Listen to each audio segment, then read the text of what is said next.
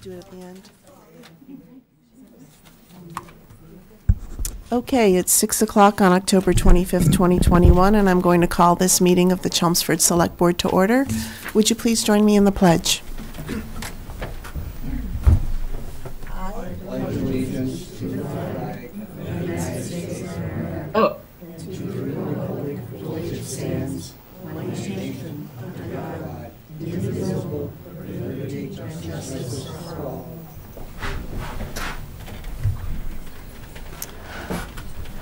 Okay, we're going to start with our public service announcements.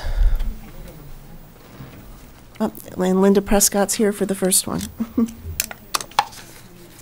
Good evening. The Chelmsford Historical... I just need your name for the Linda record. Prescott. Thank you. Chelmsford Historical Commission. Invites you to a very special event on Saturday night, October 30th. It is traditionally time when the veil between the living and the dead is lifted and the dead can come through and visit us. The Historical Commission has made arrangements to have quite a few, of our former residents come through and share their stories. Their stories are wonderful. They're unique. They are people that set the groundwork for our community. Some of them were very important to our state, our country, and even the world. So you are invited to join us starting at 6:30.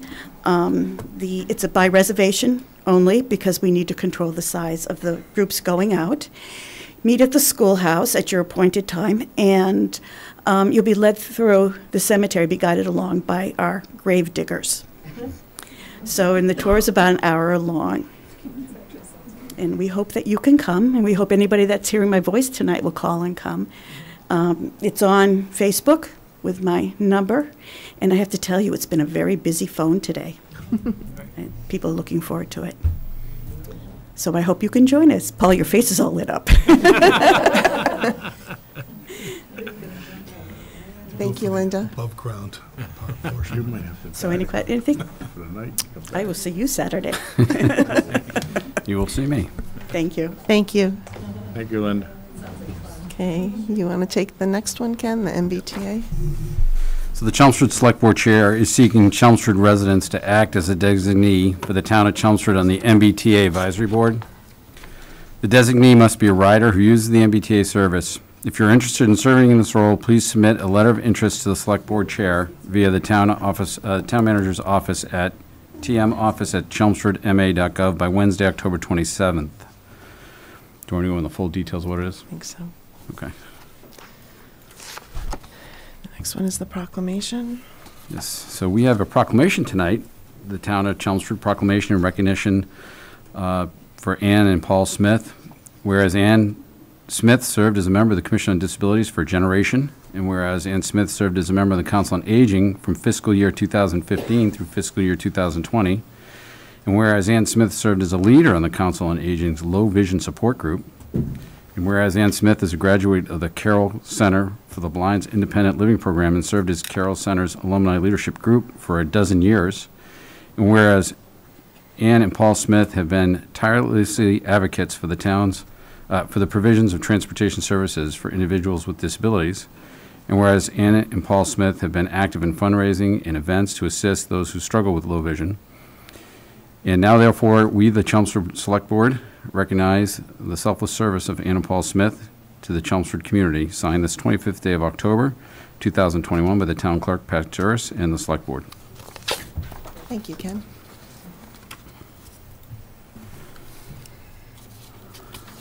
We have a legal notice. So we have a legal notice tonight for the Town of Chelmsford Cable Television License Renewal Proceedings. The Town of Chelmsford Select Board, as cable licensing authority under Mass General Law 166A, Section 1, will hold a public cable license renewal ascertainment hearing on November 1st, 2021 at 6 p.m. here at the Town Hall, 50 Bill Ricker Road, Chelmsford, as part of the town's license renewal proceedings pertaining to Comcast and Verizon New England. Chelmsford's Comcast and Verizon cable licenses expire respectively on March 31st, 2024. That's Comcast, and March 31st, and October 31st, 2024, Verizon.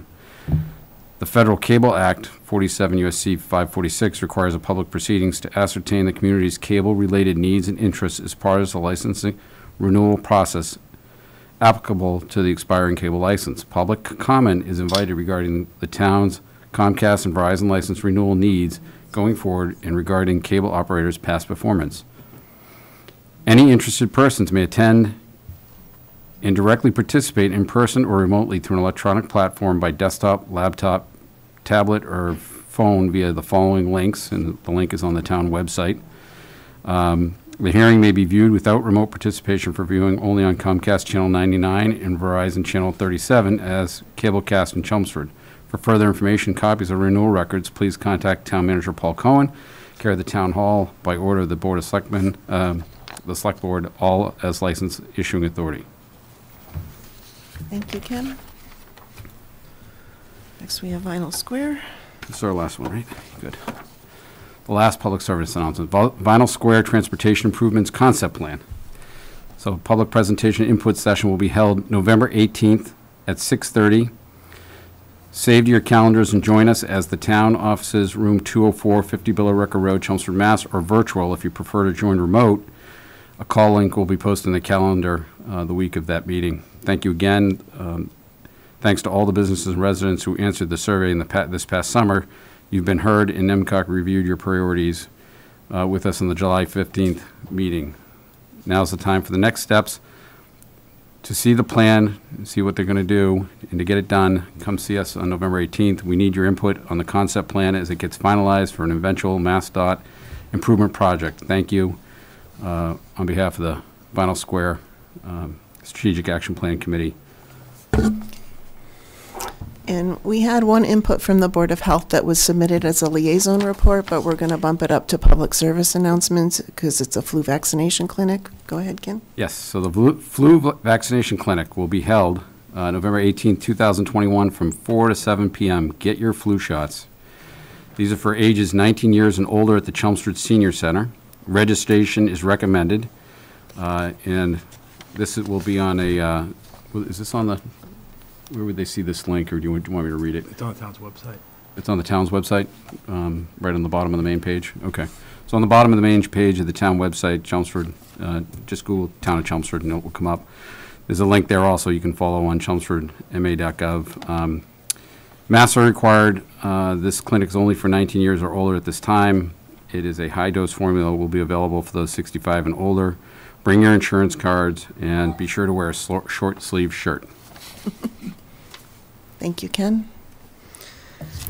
Next, we come to the public input session of our agenda. Is there anyone from the public who would like to speak? If you're in the room, I ask that you come to the podium where the microphone is and please give your name and address for the record. And if you are in the Zoom room and would like to speak, I'll acknowledge that. You can also use the raise hand function. Go ahead, we'll start within the room. My name is Nancy Gillis. I live at 248 Groton Road, and I just wanted to apologize and thank Chief Spinney for clarifying for me. I was reading the Groton Road part about the Jake breaks, and it said not allowed to post signs or enforce state highway. And the way I read it was that they're not allowed to enforce anything on Route 40, and that's not what it meant. It meant for the J-break in general. I took it wrong, and I wanted to thank Chief Spinney for his time and apologize for bothering him. Thank you. Thank you.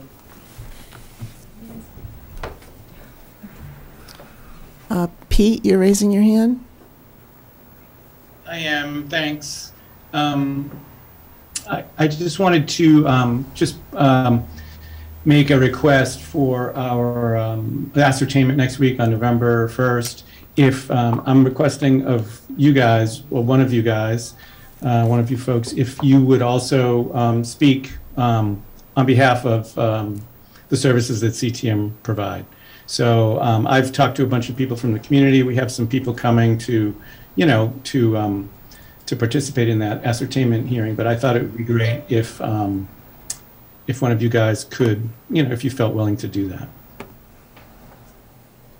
Okay, thank you. Thank you.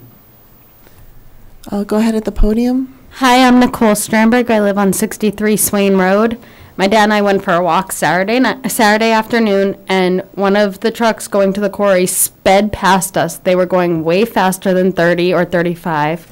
And then I yelled, slow down, and I did the hand motion for slow down like I do to my preschoolers. And he sped up instead of slowing down, almost as if he was like, I own the road. And he did not give us space. He didn't try to clear the way while we're walking. There's no sidewalks on Swain Road. They should be able to at least move over if they're not going to get off our road. Thank you. Thank you.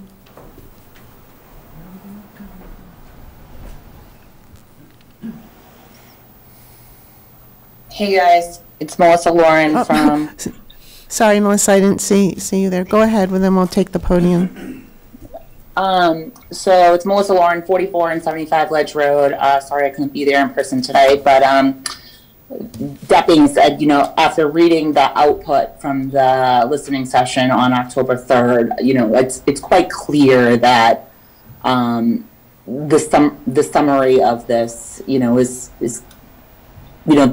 us as the public coming to you as town officials to help is going unnoticed. I mean, some of the comments on here, contact Mass DEP, that we're not allowed to post signs, is just complete nonsense, right? And I think,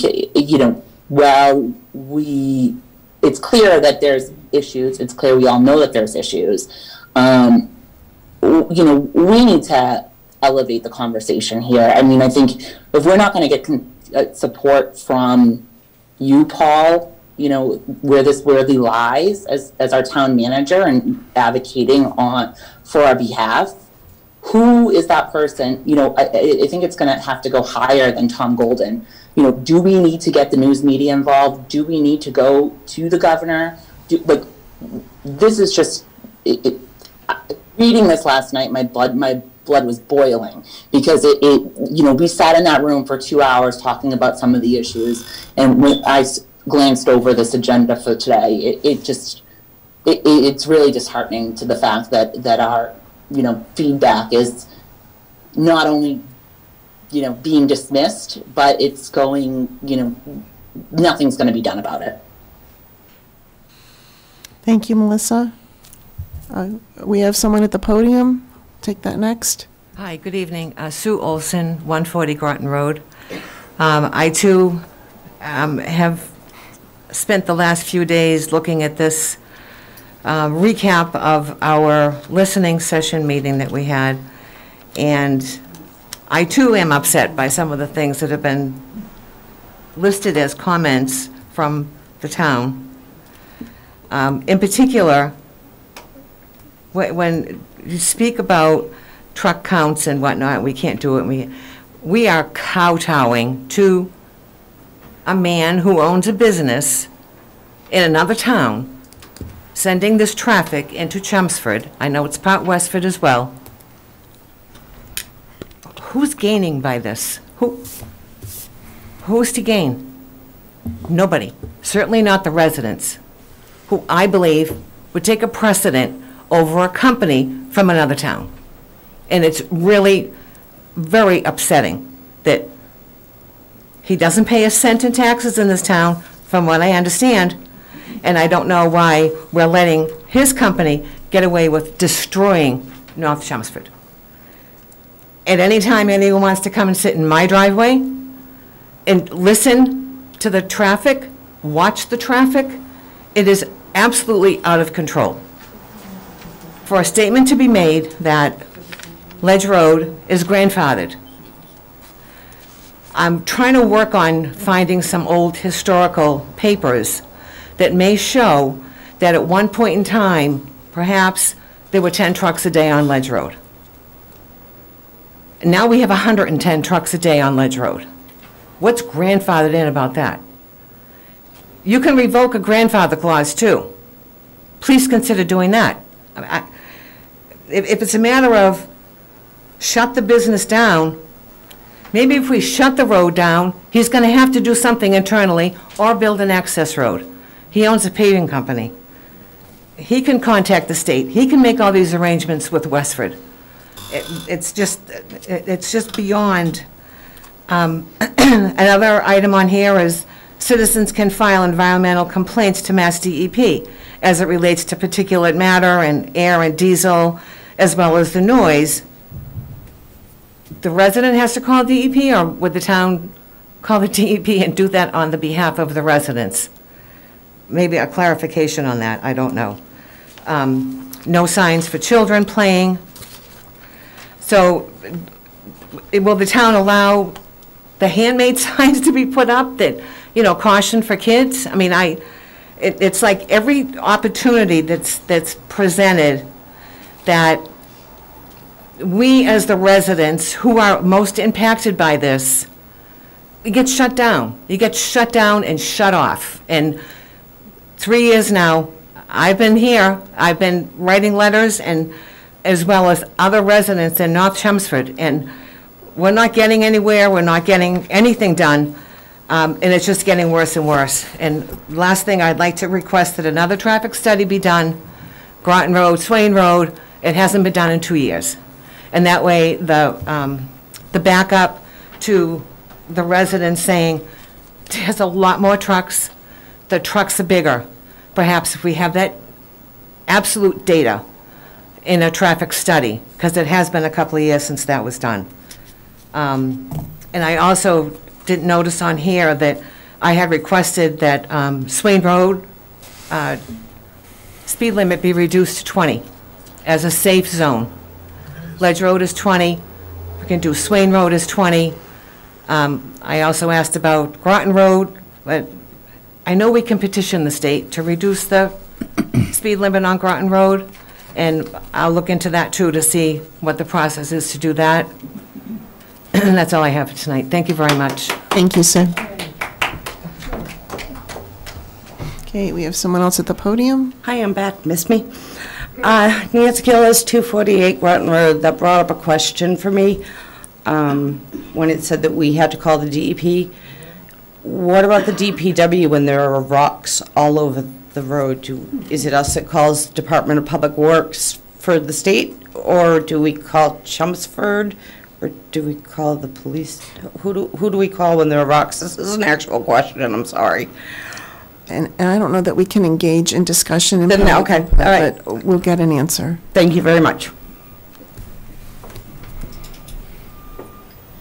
Hey guys, it's Melissa again. I actually just have another quick comment based upon what's Melissa, could you use the raise hand or turn your video on if you want to speak, because I'm also managing people in the room. Go ahead and come to the podium. Hi, Dolores Wood, 59 Swain Road, North Chelmsford. And I know you can't answer questions, but has anybody from the town gone and just parked and listened to the noise that's on this road? It is unbearable. We've been living here now for 44 years, I think it is. We've had the past 3 years, 2 days, to be able to sleep past 6 o'clock in the morning. Now they're running like it's a regular workday on a Saturday. Now we only have a Sunday to be able to relax in bed and get up at a certain time. The china in the closet shakes when some of these trucks go by. Your pictures are like this after, it's unbelievable. And I don't think that 4 or 5 trucks going down and 4 or 5 trucks coming up, that's not acceptable. And that the engine brakes, they start at 55 Swain Road down to Dunstable, right at the incline. You can hear them on Dunstable Road. And they put those engine brakes all the way down. Mm-hmm. It's unacceptable. I mean, something's got to be done. Another committee maybe to take over. I don't know, but something's got to be done. 3 years and we have had nothing done, and I don't know if it was last week or 2 weeks. I'm getting old here. The state police was up. They stopped one truck. Do you know that the day that they came, and this is the second time now in 3 years that they've came, I don't know if what they're looking for to weigh the trucks or what, there's no traffic. You know, you got out of 150 trucks a day, when there's a police presence, you probably got 4 or 5 trucks going down the street until they leave. The minute they leave, boom, you've got 15, 20 in a row going down. And they're not covering them. They're overloaded. They can't even, I don't know if you know Swain Road, but it's just a slight incline. Some of them are so overloaded, they can't even make that little incline. It's something needs to be done, and done fast before something bad happens. Thank you. Thank you. Okay, Melissa Lauren in the Zoom room. Hi, can you guys hear me? Yes. Hey guys, Melissa Lauren, 4475 Ledge Road. In reference to what Sue was just talking about, being grandfathered in, if I believe correctly, La Maigerie's is the only existing that's there that should be able to be grandfathered in. They are Newport bought from a Westford quarry. Graves is also bought from a Westford quarry. So the only functioning quarry that should be grandfathered in would be the La Maigerie quarry, which is not operational right now. So we might want to have Mr. Hack into that. Okay. As that. Thank you, Melissa. Go ahead and come forward, sir. Ron Strandberg, 63 Swain Road. In the handout that we printed off the website, I noticed for Swain Road that a request for tonnage limit resulted in a comment of not acceptable route per state highway standard. I'm not sure what that meant. Swain Road is not a state highway. And I would have to ask, doesn't the town have the right to put load limits on roads to prevent them from deteriorating? I don't know whether anybody here is prepared to answer that. Maybe I would ask you to please ask town council to respond to that and send me a note or something. I would appreciate it. We'll look at it when we get to that part of the agenda, sir. I'm sorry? We'll look at it when we get to that part of the agenda. We can't engage in discussion right now. I would also like to make a request, if I could, to have the town manager or someone speak to DPW and prepare for my view and for me to have the specifications that Ledge Road, Swain Road, and Dunstable Road were built to. And what were the load limits that the roads were designed to handle? I'd like to be able to see that and get a copy of it. I'll pay for it if I have to. Thank you. Let's see if I have any more notes there. I guess that's what I had to say. Thank you. Thank you.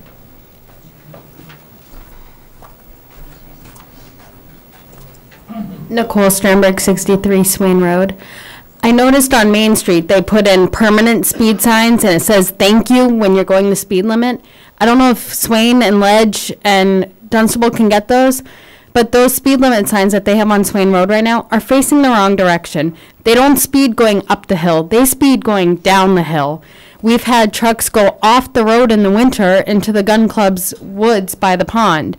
And if we could get the permanent ones like they have on Main Street, it would probably help a lot because people do actually slow down for the permanent ones. I see them in Acton all the time when I drive to work, and people do slow down for them. Thank you. Thank you.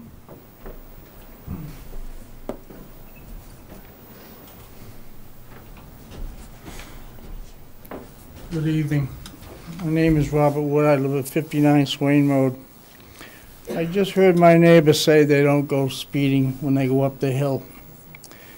The other morning, well, it's in the afternoon when the school gets out up in Tingsboro. There was 15 cars. The first one with the speed limit is 30 miles an hour. The police chief told me they set it at 35 to give somebody a leeway. Well, the first car was doing 42. I could see it from my driveway with the speed sign. It said 42, and they went down from there to 38 for all 10, at least 10 to 12 cars. But the light came on for all the cars that went up the street. So they were doing over 35. And we've got a lot of deer and turkeys across the road, back and forth every single day. And sometimes they almost get, one turkey got hit out there and there's feathers all over the place. And one deer did 2 years ago out there. But something's got to be done about the speed on that street. Thank you. Is there anyone else in the Zoom room who would like to speak during public input? Dana's iPad. Hi, Dana Roof, 87 Swain Road. In the summary report, I see a lot of comments stating to, call police department for, various infractions. And I'd like to understand what will be the next steps that happen if residents start calling with truck information, or are we just going to be told that, nothing can be done, there was no one there to observe it?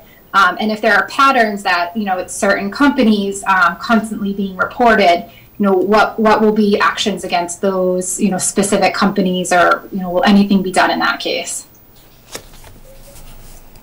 Thank you.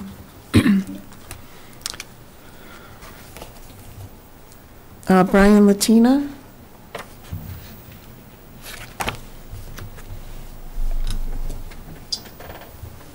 Hi, Brian Latina, Precinct 4 Town Meeting Rep, 15 Jesse Road is my address. If I may, Madam Chairwoman, I'd like to address the topic of, I believe you have agenda item 13, development agreement, regarding the UMass West Campus, rather than waiting till the end of the meeting. This, I hope, is a one-time, not to be duplicated, special and unique site. And this agreement that you're working on, I believe it's a draft this evening, is actually what I'd consider, and anybody else that's a regular person would consider, to be spot zoning in a very traditional sense. However, it's in part due to the Commonwealth's lack of appropriate and maintenance, oversight, cleanup, and just general good citizenship in our community of Chelmsford. This property had been long neglected by the state. Perhaps Chelmsford should have gotten on this, on UMass some time ago, but now we're relying on an outside developer to remediate and develop this very unique site. It's unfortunate that the state left it to Chelmsford, kind of holding the bag on this one. But in the meantime, the developer has to build more units in order to remove the in-ground and above-ground infrastructure. They've done the above-ground to the extent I could detect on a visit there with the developer. And I'd like to make sure that the town of Chelmsford and the planning board and the board of selectmen don't use this development agreement, if it is approved, on other projects. Zoning is supposed to be based on a long-term agreement that the community around it expects will stay in place for a very long time. Not a thing that should be changed just because someone comes and wants to develop it. So the developer in this case is asking for some town meeting vote at some point to zone that particular area so they can build a multi-unit, high multi-story building system in there. However, they've actually worked with the community around them I think they've gone a little above and beyond, because we have a moratorium on our sewer. They're developing something on the order of $4 or $5 million septic system on site. Something Chelmsford probably should have put in so that we could reduce maybe the level and complexity of the building there. Nearly 400 units. They calculate adding 40 kids or so to our school system there. 400 units is going to develop a lot more. This is a long-standing derelict site caused by the Commonwealth, and something that we should do one time and one time only. Thank you, Madam Chair. Thank you. Is there anyone else who would like to speak in public input? Okay, seeing none, we'll move on to committee vacancies. So for the week of October 25th, 2021, the following committee vacancies are available. Arts and Technology Education Fund has 1 3-year term. Bicycle and Pedestrian Advisory Committee has 1 unexpired 3-year term and 1 3-year term. The CCA Advisory Committee has 2 1-year terms. The Center Village Master Plan Implementation Committee is looking for 1 1-year term volunteer. Commission on Disability has 1 unexpired 3-year term. Committee Action Program Committee is trying to fill 2 1-year terms. Council on Aging has 1 unexpired 3-year term, 1 3-year term, and 5 associate member positions available. Cultural Council's 2 3-year terms. Holiday Decorating Committee is 1 1-year term. The Parade Committee is welcoming all applicants to 1-year terms. Public Celebrations Committee has 5 1-year terms. Recycling Committee is trying to fill 2 1-year term seats. Tree Committee has 1 unexpired 3-year term and 1 3-year term. If you're interested in serving on a town board or committee, please contact please complete an online application available at the town's website. For more information, you can contact the town manager's office here at 50 Billerica Road, Chelmsford, Mass., or you can reach out via email to tmoffice@chelmsfordma.gov, or you can call the office directly at 978-250-5202. Paul, I don't know if it's for this list or elsewhere. Has the fire station committee person been posted? I'll check with Christina tomorrow. And so this evening, we are happy to welcome representatives from the Arts and Technology Education Fund and the Bicycle and Pedestrian Advisory Committee to give an overview of what they do. So Evelyn, we'll start with you. Evelyn Thorin, 18 Pinewood Road in Chelmsford. I'm the chair of the Arts and Technology Education Fund Committee. This was a committee that was established in 1996. It was co-sponsored with George Ripson, who also was on the school committee in the mid-1970s. At the time, I wasn't on the school committee. I was after that fact. It's a 9-member committee, and you had heard that Ken had said that we have 1 vacancy.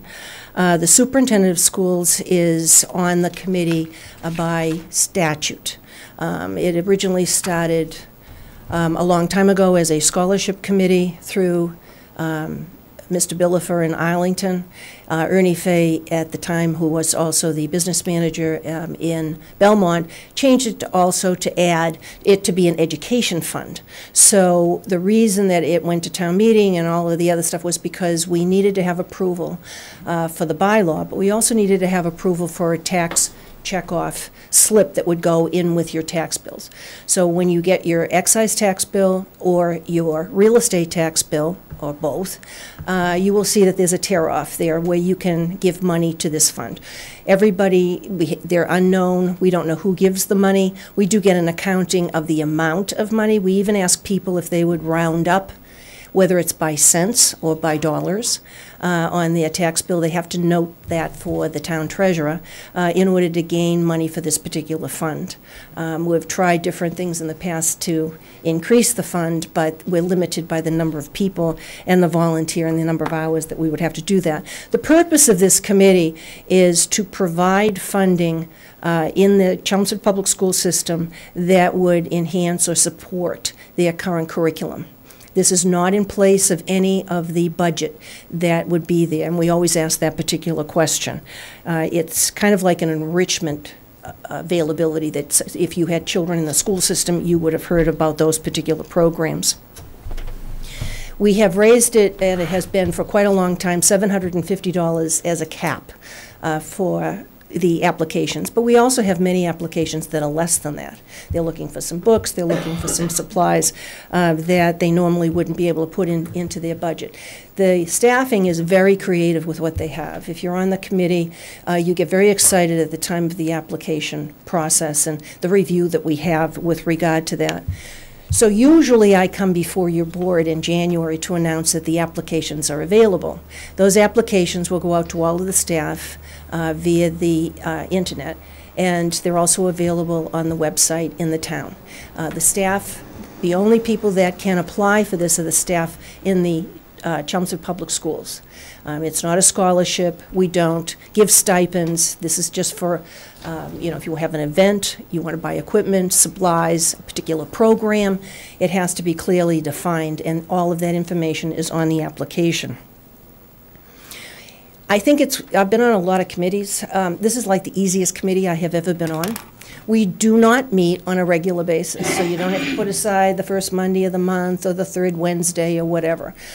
Most of our activity is April and May. The deadline on the applications is March 31st. After that point in time, we make sure that all of the members get a copy of those applications. And after we screen them, and the process of screening is that we go through the assistant superintendent and the curriculum coordinators at the school system to make sure that it's not part of the budget, and also that it fits in with what the current curriculum is, and there's not anybody that's rogue out there doing things, which is rare. We've never seen that, but we want to make sure that the money that the taxpayers have donated is going to go according to the intent of what the bylaw was meant to be. We also have accountability. We have a program sheet that tells everyone, what was the program that or the equipment or whatever it was that we funded, what was the name of it, when did you get it, and what did you do with the money. And they have to submit a program or a project summary sheet before they can get another award. That way then we know where that money went, even though, we know it because we get reports from business managers, but we want them to be held accountable so we know what the details were with regard to that. So I don't know if anybody has any questions, but if we have one vacancy, and when we had COVID, we had to do all the Zoom meetings, but the real excitement is when you can have interviews. We usually meet in the other room, and we schedule those interviews in May with the applicants and on an individual basis, and we ask them what they do, and they are so excited about defending their application. And when we were in the schools and doing different things, we saw all of the different things they did with that. We would be invited to an event, and that's where the excitement comes in seeing exactly your money at work in the school system. Does anybody have any questions or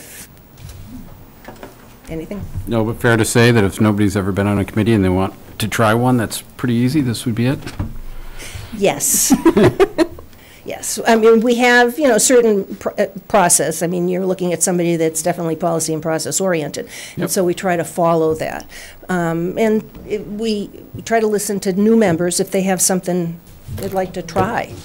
We did revise the bylaw several years back in order to make it clearer, and that's also on the website if somebody wants to know what the details are.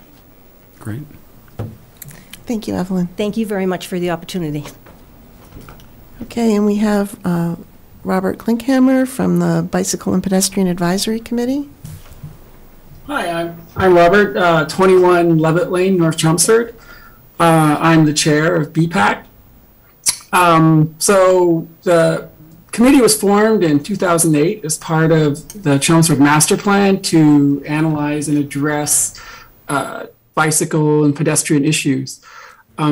We know that there's a growing awareness that we need to do better with walking and with biking and the infrastructure related to that for safety purposes. So it's really a goal for BPAC to make sure that people can travel safely around town without having to use motorized transportation. One of the things that we're looking for the people on the committee is sort of 6 basic things. The ability to regularly attend the meetings. We meet third Thursday of every month. Ability to work on issues and projects outside. For example, we augment the DPW in terms of doing some light trail maintenance, looking around for issues, reporting graffiti, that sort of thing. We also do manage some of the facilities at Hart Pond, and also manage donations and things. It's important for committee members to actually have an interest in bicycling and walking related issues in terms of roads, crosswalks, trail crossings, and also the rail trail in general. We're interested in safety, and safety issues are really important to us, especially as a cyclist. The other thing we're looking for is really the ability to contribute ideas for the trail projects and sort of follow through documenting and seeing the projects to completion. For example, we have a brick donation program that we're working on, and there are a couple of other areas where we're looking at, for example, Eagle Scout type projects that can apply to the town, things like that. And finally, interest in approaching local businesses and individuals for funding for projects and other things. Any questions? All I really had. It's a fun committee. And it's probably less work than the other one. And so we're a fun bunch of people. Were you going to say something? Okay, thank you, Robert. You're welcome.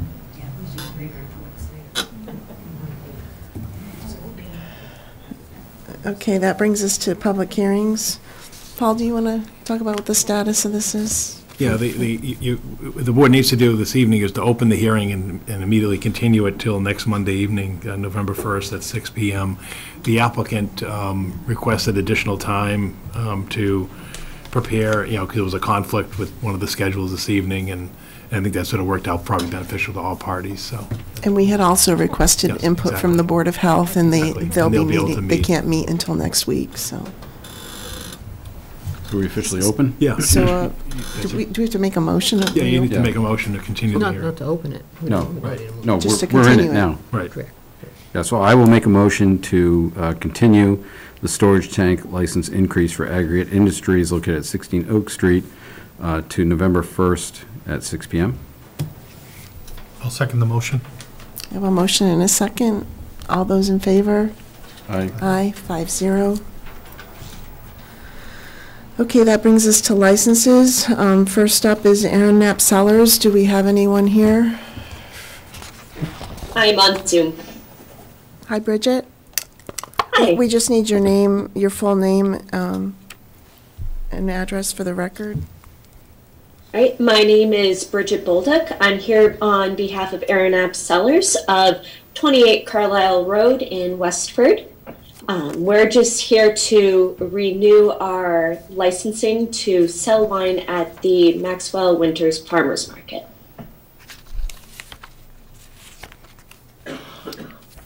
Does the board have, you've been there before, right? Mm-hmm. Yeah. Correct. We've been there for 5 or 6 years now. Any questions?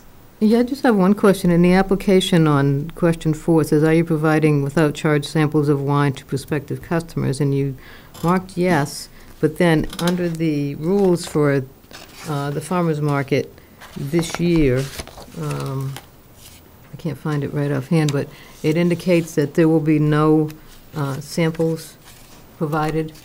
So yeah, the sampling is also on page 6 of this application. So historically, we have done tastings when we haven't been in a pandemic. So I believe our winemaker noted it in that way so that if the Board of Health does allow us to do so, that we would be able to do the legal tasting sizes of 1 ounce samples per wine for up to 5 different wines. okay, so that's a Board of Health decision whether Correct. to allow that? Okay. I had the same question. Any other questions? Okay, we'll So take a motion. I'll make a motion that we approve the special license to sell wine at the agricultural event at the Winter Farmers Market at Maxwell's, 24 Maple Road, from November 6, 2021 to February 26, 22 for Aeronap Cellars. I'll second the motion. Okay, any more discussion? All those in favor? Aye. Aye, 5-0. Thank you. Awesome, thank you.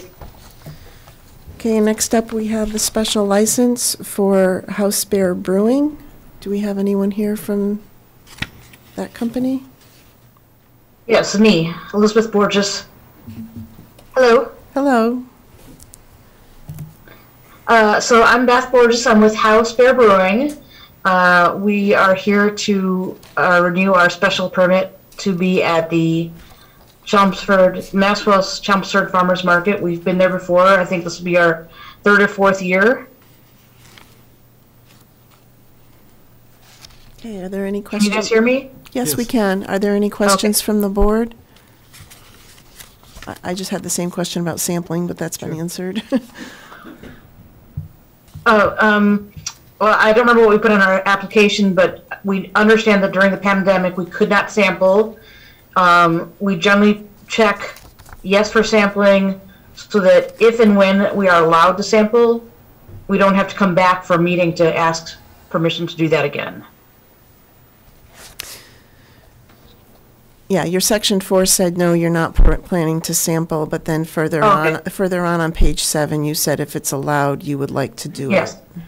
Right, exactly. We understand that right now it's not allowed, but that at some point it may be allowed, and we didn't want to have to come back to a meeting to change that. So we were hoping that that could be part of our special permit, that if and when it is allowed, that could be part of our permit. But we understand right now we're not doing that. Okay. Any other questions? No? Yep. So I will make I'll make a motion to approve the special license to sell wine at the agricultural event at the Farmers Market, Winter Farmers Market at Maxwell's, 24 Maple Road here in Chelmsford from October 6, 2021 to February 26, 2022 for House Bear Brewing. November. November 6th. Oh, I'm sorry, November 6, 2021 to February 26, 2022 for House Bear Brewing. I'll second that motion. Any further discussion? All those in favor? Aye. Aye, 5-0. Thanks for coming back. Thank you so much, guys. Okay, Paul, we're on reports and presentations. Yeah, first is our town clerk, Patricia Doris, who's here to obtain the final vote on the re-precincting, and she'll explain where it goes from here. Good evening, Tricia Doris, Town Clerk. Thank you again for having me. I was here last week just to give you an update on the disappointing news of the redistricting and how we had to maintain certain boundaries within our re-precincting plan. So we had to kind of rework some lines to help minimize our split precincts. So I asked the Census Bureau of the Secretary of the Commonwealth's office to redraft the map to show where our district lines would be with the revised lines. Also before you is the Chelmsford legal boundary description, which is actually what you're voting on, because right now at this stage, the local elections districts review committee isn't working with sub-precincts, but I thought it was important that we make note of the sub-precincts, just so that you were aware of how they laid out going forward before your vote. So we did revise the legal boundary descriptions to take out all that language that said non-visible boundary, and we've put in all the detail of that boundary. I went over that with John Barr in the Census Bureau and Will Rosenberry in the Elections Office. And so they've pre-approved this legal description, which matches both maps. So you've got the map on the screen right now, which is from the Census Bureau, and this is also the same overlay, which was done by our GIS manager and the DPW. They're just, again, we were trying to throw things together for a vote, and so I ask you today to please vote to approve our precinct lines as drawn in both of these maps. Just again, to make note of the fact that we will end up with 2 split precincts. We're going to have precincts 3 and 5. We'll have 3A and 3B, and then precinct 5 will have 5A and 5B.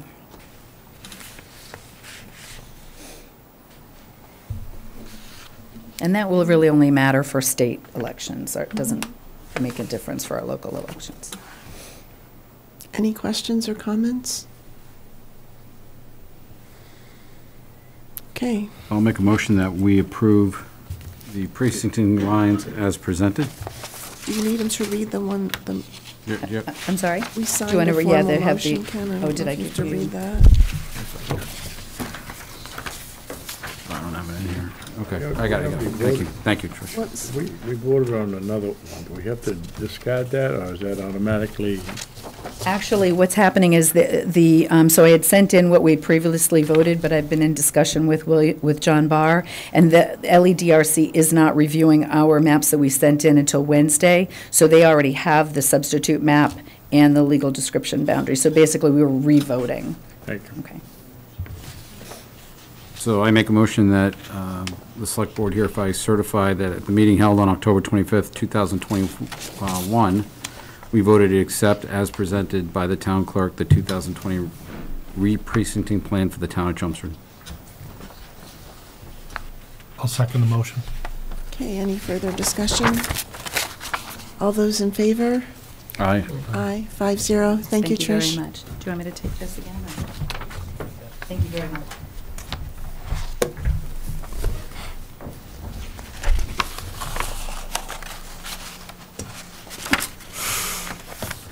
Hopefully that's the last time. Well, it will be for 10 years anyways. Let's hope. Thank you very much.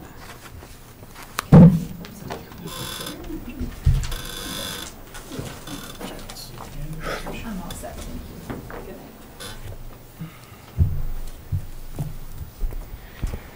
Good evening, Madam Chair, members of the board. Tonight, I'm here to discuss a new land donation request that John, do you want to introduce yourself? Oh, excuse me. Just for the record. For the Yes, minutes. sorry about that. John Souza, Town Finance Director, Treasurer Collector. Good evening, Madam Chair, members of the board. So, I'm here tonight to discuss a new land donation request that the Town Manager's Office received earlier this month. And in the memo, the background memo that I provided to you and the small GIS map, just to go through that for those that are maybe watching the meeting, this is a small parcel of land. It's parcel ID number 18-75-4. It contains approximately 1,620 square feet, and it has an assessed value of $4,100. It's located on 4th Avenue in North Chelmsford. And as you review the information, the property owner, I met with him briefly in the office to discuss it with him. He's owned it for a number of years, going back in the records. If you look at the assessor's records in that, he's owned it since around the late 80s. I believe it's 1989, and he just doesn't have a use anymore for this land. And the interesting thing is, if you look, the parcel that I'm speaking about is outlined in blue on that map, and because it's another small parcel, immediately adjacent to the right of this, if you're facing this map, is another small parcel that has a similar ID number. It's 18-75-3. It's currently owned by the town of Chelmsford. It was acquired through foreclosure back in late 2014. So if the board did vote to accept this, and ultimately town meeting does, the town would then have ownership of 2 contiguous small land parcels in that neighborhood, which may, or in my opinion, may or may be of interest to someone. So after discussing the donation request with the property owner, I advised him that, if he wanted to donate the land to the town, based on past past practice and the advice of town council, it would need to be brought before the select board for consideration. It would then need to be brought before town meeting, for the action to take place. So should the board vote tonight to accept the land donation from this property owner, I would then work with town council, to obtain the necessary signed documents, and also I would ask the town manager to include this on a warrant for a future town meeting. Any questions or discussion? I have a question, and it might be for Paul, but I know under planning board rules, if two properties are owned by the same owner, it becomes one lot. Would that happen here?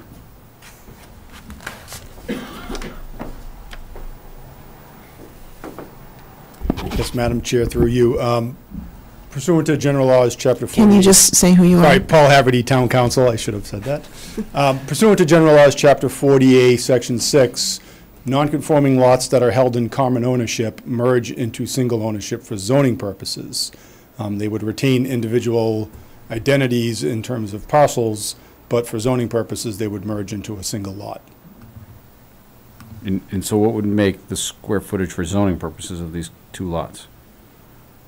I don't know what the square footage of those lots are, but you would combine them together, and I don't know if that would create a conforming lot or not. I haven't looked at that. Okay. Any other questions?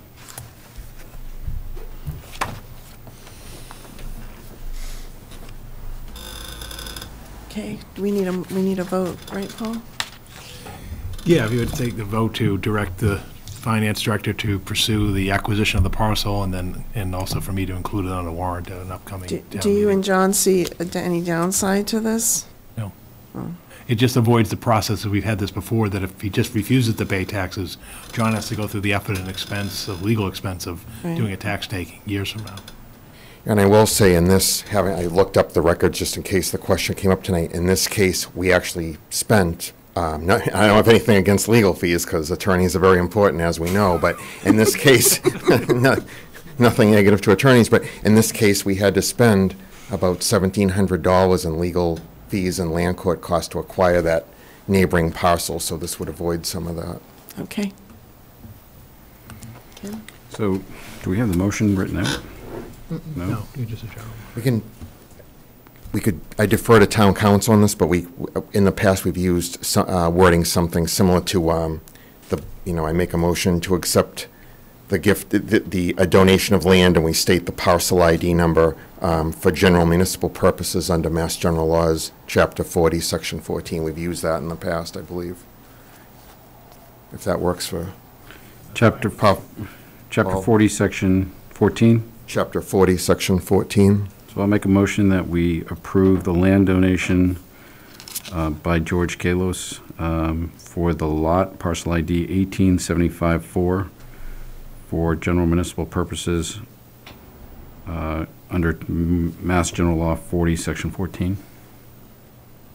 I'll second the motion. And then, do you also need a motion to go to town meeting with it? No, that's fine. I'll Okay. just put it on the motion. That's fine. I second the motion. Any further discussion? All those in favor? Aye. Aye, 5-0. Thank you, John. Thank you. Okay, next, Madam Chair, we have Assistant DPW Director Steve Yonley joining us this evening regarding the extension of the sewer moratorium. Good evening, Steve. Hi, good evening. Steve Yonley, Assistant Public Works Director. Just in regards to the sewer moratorium, the current moratorium would expire on Sunday, October 31st, based on the language we put in. What we decided to do was basically just extend the exact same language and just extend it for another year. Gives us time to sort of evaluate the moratorium language, cross a few more T's and dot a few more I's, if you will, probably with the ultimate goal of just making this a permanent addition into the soil use regs, in amongst with some stuff, as you've heard over the last few months, from the capacity study and then the DEP enforcement action. So again, basically the language in this has not changed other than the effective dates. Any questions? Okay, Steve? Thank you, Steve. Yep. Steve, do you want to give an update on the Ledge Road, Esther Drive school bus turnaround, your work out there with you and Gary the last few weeks? Yep, absolutely. So in the last couple of weeks, we had 2 different meetings. Last week, we were able to reschedule with a couple of the abutters, and we brought out school bus on Tuesday afternoon, right about 1 o'clock. Bus was able to come down, make the turn, make the loop around at the end. Somewhat like we had figured, we're going to have to expand it slightly based off of sort of what we had for a turning template, which didn't seem to be that big of a deal to anybody. I felt like we had a good meeting with Melissa, who I think is on the call tonight, and a few other neighbors. Basically, what we're doing now is we're preparing all the documents for the easement that would be on Esther Drive. The taking documents, plans, finalizing all that stuff. We'll run it through our internal checks, probably get it through council for review. Melissa asked that we send it to her so she can review it with her legal counsel, which is fine. And then with the hopes of getting those documents off to possibly an upcoming special town meeting if there's something, scheduled over the winter, and worst case is spring town meeting. Again, I felt like it was a very productive couple of meetings. We have a direction. We're working towards that hopefully here. We'll have the documents within a couple of weeks done and running through the channels for review, and we'll be ready to go. Paul, what's the intent with the paving? As Steve can explain, the road would be paved, and the town would also be responsible for snow and ice removal in the wintertime. Okay. Yep, so yeah, it was agreed upon that we would basically grade it a little bit. So we'll need a grading crew and stuff for a day, and then we'll do a binder course and finish course. And then the town would, as part of the agreement, take over snow and ice removal, things like that, just for the safety of the bus driving down in there. We want to take responsibility for that. But other than that, I think, again, everything went well. So once we get that plan done, we'll send it around. Any other questions? Okay. Okay, and then Steve, the last item is the Traffic Safety Committee monthly report. Yep. So I'll get through this pretty quick. Obviously, current actions. The Traffic Committee met last week to discuss a lot of the stuff that came up at the 2 different listening sessions, and then there was also some email inputs. I'm sure we'll be discussing a lot of that again, as I know it's an agenda item here coming up after this. We're still continuing with our typical restriping. The crew was in last night doing a few more stop bars, crosswalks, that type of thing, but obviously they got halted around midnight with the start of the rain. So they're scheduled to come back soon. Again, it's going to be weather dependent at this point. I think it's supposed to be kind of rainy all week. Hopefully we get that wrapped up soon. Under pending actions, we had some discussion about some stop signs over in the kind of the lower Westland neighborhood. These stop signs will be located on Westland Ave where it intersects with Woodbine Street. It's fairly consistent with the rest of the neighborhood, Woodbine being the through street, and all the other approach streets have Evergreen, Wildwood, etc. have the stop signs. So we got a couple of different requests through Chief Spinney. We discussed at the committee. We all kind of took a look at it as consistent with the rest of the neighborhood down there. So we would ask the board for a vote on that if we could. Some of this other stuff, the rapid flash and the lighted speed signs, as I've been saying, that stuff is all, waiting for components. It's back ordered. Now vendor had gone from telling us, should be here soon to I'll call you when the stuff comes in. So we have no timetable on any of that at this point. And we can put that stuff, erect that stuff in the winter. That's not necessarily weather dependent work. We just talked about the Ledge Road, the bus turnaround, where we're at with that. The crosswalks, and sidewalk improvements, Rotten Road, Scotty Hollow, around Lynn Ave. We were supposed to put the pavement on that, all that today, to button all that up, but obviously the weather got in the way of that. So if we can get a few hours of dry time, we'll get that all cleaned up. So Steve, yeah. On that one, so you're talking about they were supposed to fill in all the holes that are dug in the road? Mm-hmm. Yep. Okay. Yep. And pave in the sidewalks. Because that's taking a good 4 to 6 feet, I think, off of the width of that intersection. And I've witnessed like almost near head-on crashes, people coming down Lynn and people turning off Grot, and there's not enough room for 2 vehicles there. So if they're not going to get to that anytime soon, I think something more visible to say the road narrows needs to go up. Okay. It's really, I think it's a safety issue. Sure, we can certainly review that. We'll probably check it out in the morning if we can move barricades around, put some additional signage in either direction or something indicating road work ahead, road narrows, that type of thing. Thank you. Again, the hope was that was supposed to be done by now. I think I said last time that Joe and I weren't happy with how the handicap ramps came out with the curb setters. We had to get them to come back and reset some of the curbs. So we've just been a little bit delayed on that project, unfortunately. But again, we hope to have it all done today. But again, the weather screwed those plans up on us. The last couple of things, I know it was talked about during open session. If there's questions, maybe Chief Spinney, I don't know if he's on, can talk more about it. I know the truck team did some enforcement up around the Swain Dunstable area.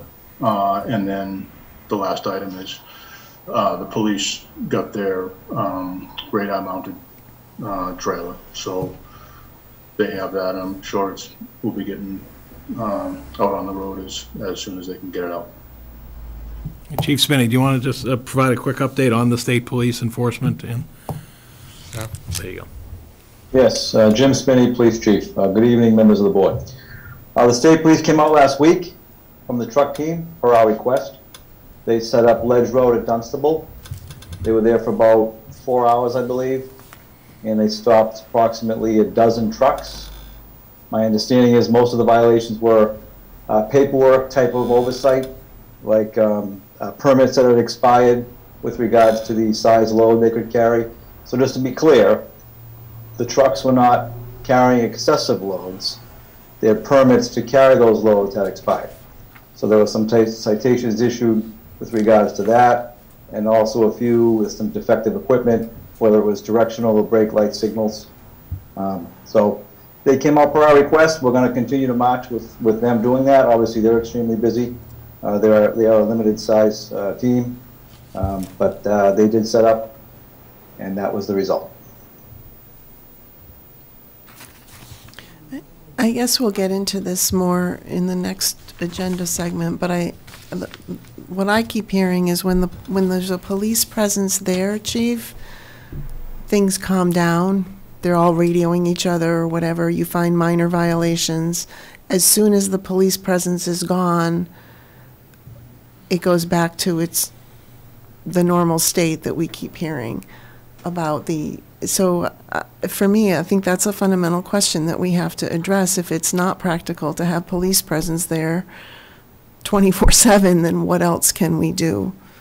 And maybe we can talk about it when we get into some of these specific things. I can just reply to that, if I Sure. may. I'm sure you are absolutely correct with regards to communication occurring. However, our speed studies have involved stealth equipment that is not visible. Okay. So I feel confident when we get those speed studies, there's little to no police presence during those studies. So I think those numbers that we've been getting have been fairly accurate. Okay, thank you.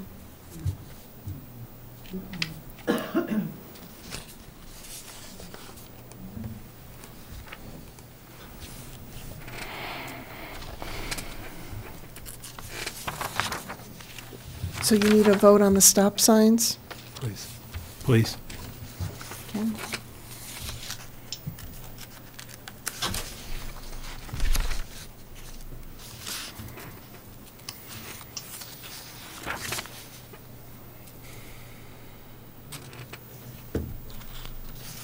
You're going to, is there a It's up formal? on the screen there, if you want to just read it off of that. Right below pending actions, right here. Yep. So I'll make a motion that the select board approve stop signs on both sides of Westland Ave at Woodbine Street. I'll second the motion. Any further discussion? All those in favor? Aye. Aye, 5-0. Thank you.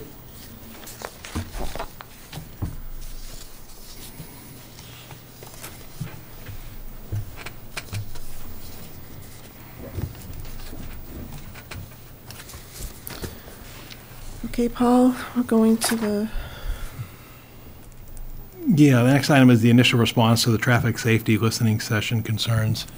As the board was aware, early this month, the board conducted 2 traffic safety listening sessions, one at the senior center and one at the center school.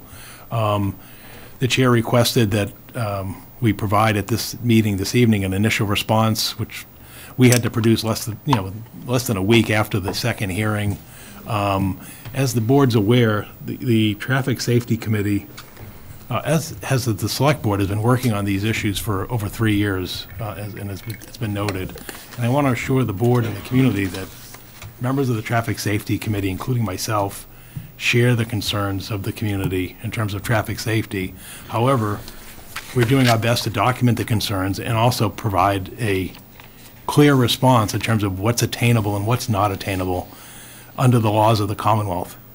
There are many things that I'm sure we'd all would like to do, but many things that we cannot do. And you've heard some of them early this evening in terms of the issues of jake brakes, that the police cannot cite people for utilizing a jake brake because it's a federal concern, which falls to the state under the Manual of Uniform Traffic Control Devices. And so that's not attainable. And also something as simple as a speed limit. Under the laws of the Commonwealth, the communities do not have the ability to set a speed limit on any roadway. The fundamental speed law of Massachusetts provides that unless otherwise posted, a speed limit for a roadway is 30 miles per hour. And in order for the town to obtain approval from the state of a speed limit, we have to do a speed survey. And that goes out with, as the chief just described, you take readings of the actual traffic that's on a roadway, and then the speed that's determined is the 85th percentile of the travel of speed on that roadway. And as the board has known, some have been on the board for many years, oftentimes we don't want to do that because in some cases you would result in an increased speed limit as a result of the speed on the roadways. And then issues such as truck exclusions, as the board has known, we've experienced in the past, such as Golden Cove Road in this part of town, and even the considerations we've had over at Swain Road and so forth. The Commonwealth requires specifications in terms of a viable alternate route. And as the board is aware, we can't basically say, well, get on Route 2, go back down to Drum Hill, and then circle around, come through Vinyl Square, and there's your traffic detour. And also there are restrictions on a connecting road to another community in terms of the town doesn't have the authority to restrict unilaterally traffic that goes to another community. And many of these roads, such as Dunstable, go to a neighboring community, such as Tingsboro. And so basically, we try to operate within the constraints that we have and the requirements that we have. And believe me, the committee and the board members know, and the community knows, we know where the businesses are located. But unfortunately, under the laws of the Commonwealth and under the zoning laws, and as this board knows, you receive guidance from town council as well as from this committee, there's certain things that we can legally do. And in many cases, it's not what you know, it's what you can prove. And what you have evidence to support legally, and it goes to a courtroom. And some of these issues. So with that being why don't we said, step through it? no, but so that being said, we believe we've documented the issues. This is not complete. It's an initial response. It's worded as such as an initial response. The Traffic Safety Committee will continue to work these issues. We welcome input and guidance from the Select Board. We welcome it from the community, and we'll continue to address these issues. And as the board knows, there are items that we've pursued that aren't even on this list, such as our outreach to federal and state legislators for assistance in this matter. So with that as intro, I'd be glad to address, as well as Chief Spinney and Steve Youngley and others, any questions, concerns that the board may have on this initial list. and we present to Why you don't this we, evening. why don't we step through it? Sure. The, excuse me, 1 second. With the DOT having to do with the speed, you know, I know they have, as far as shutting roads down, et cetera, whatever. But can they enforce, or help us change the speed limit if we wanted to? I'm not. But it's in accordance with state standards, George. And what one has to realize is the country has a uniform traffic standard. So that way, if you're a licensed driver in Massachusetts and you're driving in Michigan or Ohio or whatever, you've got the same yield signs, the same stop signs, the same type of rules. And basically what happens is you've got the federal standards, which are encompassed in the Manual of Uniform Traffic Control Standards, which are basically is the guideline for the state. And then within the state, the cities and towns are subdivisions of the state with no inherent local authority. So yes, to go back to your question, is we have to get approval from Mass DOT, but a community is unable to just write to Mass DOT and said, well, we'd like a lower speed limit on this roadway. Now, as the board knows, a couple years ago, we went to town meeting with a request to lower the fundamental speed in the community, and that was rejected by town meeting. You recall, we wanted to do that. So again, it's not as though we've are being callous or ignoring the issues. It's all we can do is the professionals who try to assist the town is to do the efforts and resources that are available to us. But to answer your question quite distinctly, George, no, we have to provide data and evidence by way of a speed survey. And when we do the speed data, is that really stealth? Because they know they're driving over a thing across the road, right? Even if you use an unmarked police cruiser with somebody in there with radar, that's another way of doing it. Okay. But yes, I mean, go ahead, Chief. If I may, when we set up the speed studies, the last few we've done over the last 6 months to a year, that is a board that's in it. There's no cables across the street. It's a board picking up traffic as traffic passes by on a telephone pole. Is the board, if someone looked hard and long enough, could they probably see it? Yes. But I feel confident with the average speeds we're getting being pretty close to what is occurring. Okay, thank you. Paul, could you bring back the speed limit vote to town meeting again? Sure. We can put it at any town meeting, yeah. There's no limitation on return to town meeting once it's been rejected. But yes, we could bring that back. If I may again? Go ahead, Chief. I think it's important that the board realize if we change the statutory speed limit in Chelmsford as an entire community, that means there'd be no speed limit signs. That's a statutory limit, meaning anything that's not posted would be lowered to 25. So all the requests that we've received about putting up more signs on roadways would still not be the result. The statutory speed limit would be reduced from 30 to 25, but those are unposted roads. Any road that is posted means it's undergone a speed study, which has resulted in the modification of the speed zone. So I just don't want people under the incorrect assumption that if we were to lower the speed limit statutorily, town-wide, it'd be 100 new 25-mile-an-hour speed signs across the town. That would not be the case. What ends up actually happening is you post notice at the entrances to the community of the fundamental speed law in the community. So as you enter into the community, there's a sign that says, posted speed, in the community is 25 unless otherwise noted. So that's how it works. And I've seen it in effect, because there are communities who've adopted this. And when you enter that community, you see a sign that says, please, notice, speed limit in this community unless otherwise posted is 25 miles per hour. So are any of those roads, I got to think that they're not posted. Anything that isn't numbered. Right, anything that's not numbered right now is 30. That's the fundamental speed law. So ledge and all those would become 25. Those all become 25. That's correct. Right. Potential for more enforcement. Yeah. The town can do that themselves at a town meeting. They don't have to go through anybody in Nope, State just do it by House, town meeting. The only thing you'd have to go through town meeting would be as if you wanted to get a home rule act of the legislature. Basically saying, we petition the legislature to adopt a home rule for speed limit for this roadway. That's the only way around that fundamental standard for the provision. And it's unclear at this point if the legislature will honor those. But those are the only means that we know on how to alter a speed limit beyond the fundamental speed law. But town meeting, can you set a speed limit by road? You can request the legislature, a special act of the legislature, by a home rule petition. Oh, okay. And Paul Harity may know this because his colleague was at a town meeting in my community a week ago Saturday, and they made such a request. We don't know what the legislature is going to do with it, because what they did is they adopted the standard, and then they basically said, well, because certain roads wouldn't qualify under that standard, they've asked for special speed limits, because they knew if they did a speed survey, it wouldn't work. What we don't know is whether the legislature will approve that and the governor would sign such a law. But they're trying. They're trying, right. Okay. I'd like to step through some of these. Sure, so that people and we understand. And we can have a discussion around some of the big hitters anyway. Does anybody have an objection to that? Okay. So, pollution from tire particulates.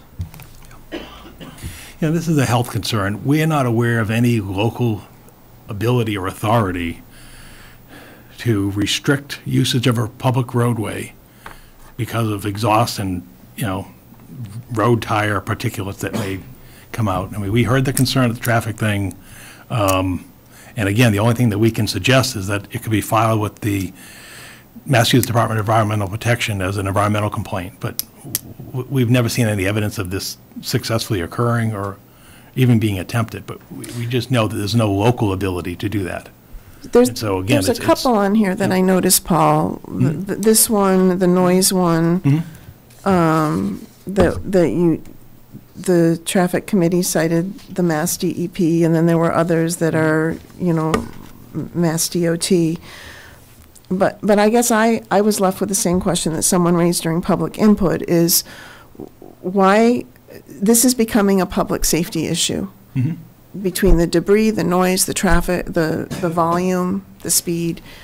Why could we not file something as a town with the state or whatever the appropriate state agency or agencies are to just at least put something on record with Mass DEP where it's appropriate? But that's not, we're a traffic safety committee. That's an air quality committee. We're sort of outside of our lane, quite frankly. Not the traffic safety committee, I'm asking the town. Right, the Board of Health could do it. So just let's think bigger than traffic safety, okay? If we were to try to step up our game as a town, who do we pull in for some of these various things? Do we have a joint discussion with the Board of Health on some of this and say, hey, do we want to put something on record with the DEP, for example? Either from the Board of Health or Board of Health joint with Select Board, just to, it doesn't set right. I think citizens filing complaints with Mass DEP can only help, but I don't feel like we should just leave it there. I think this is a big enough issue.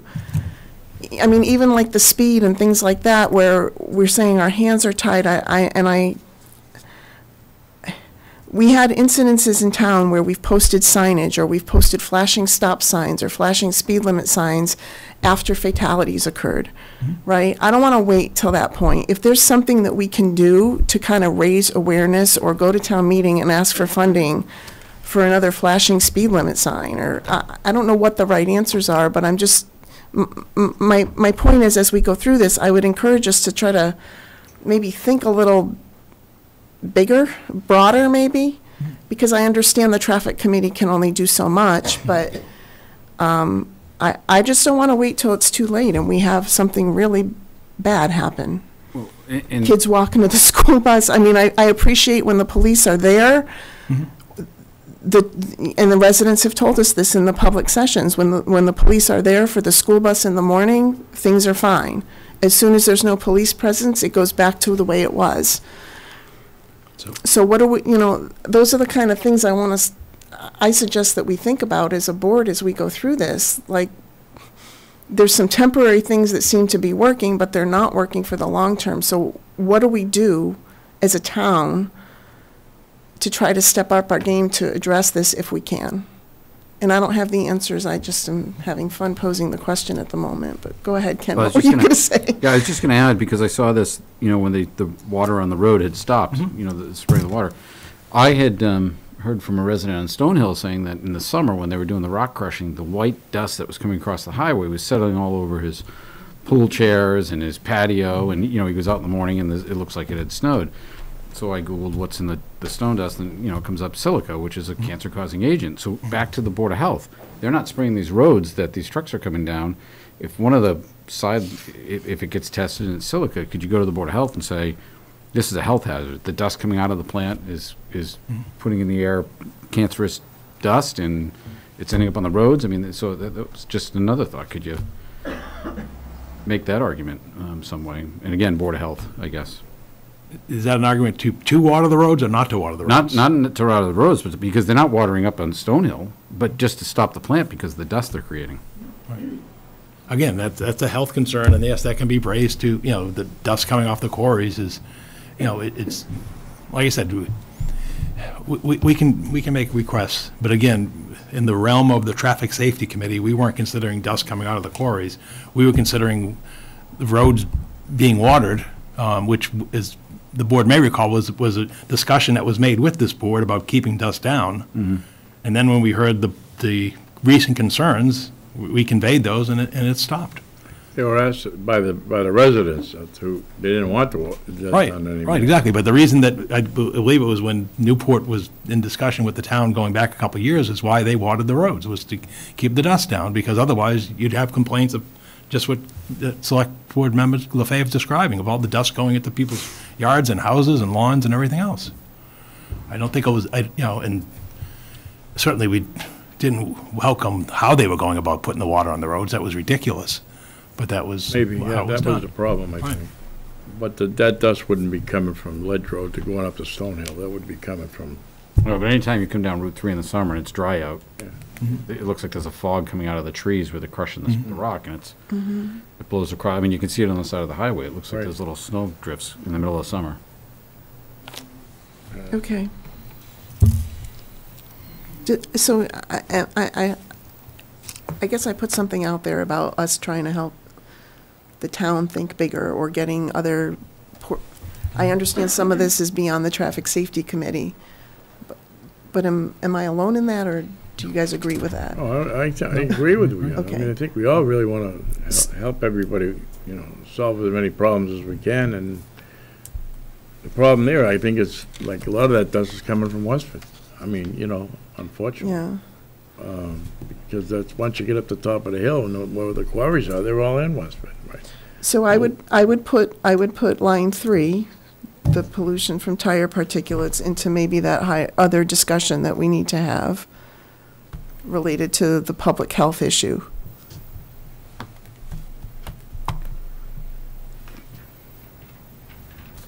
And if anybody disagrees, just jump in. So the request for slow children signs. Is there any thought that this is going to stop being a residential neighborhood? No, the request isn't that it will stop being a residential neighborhood.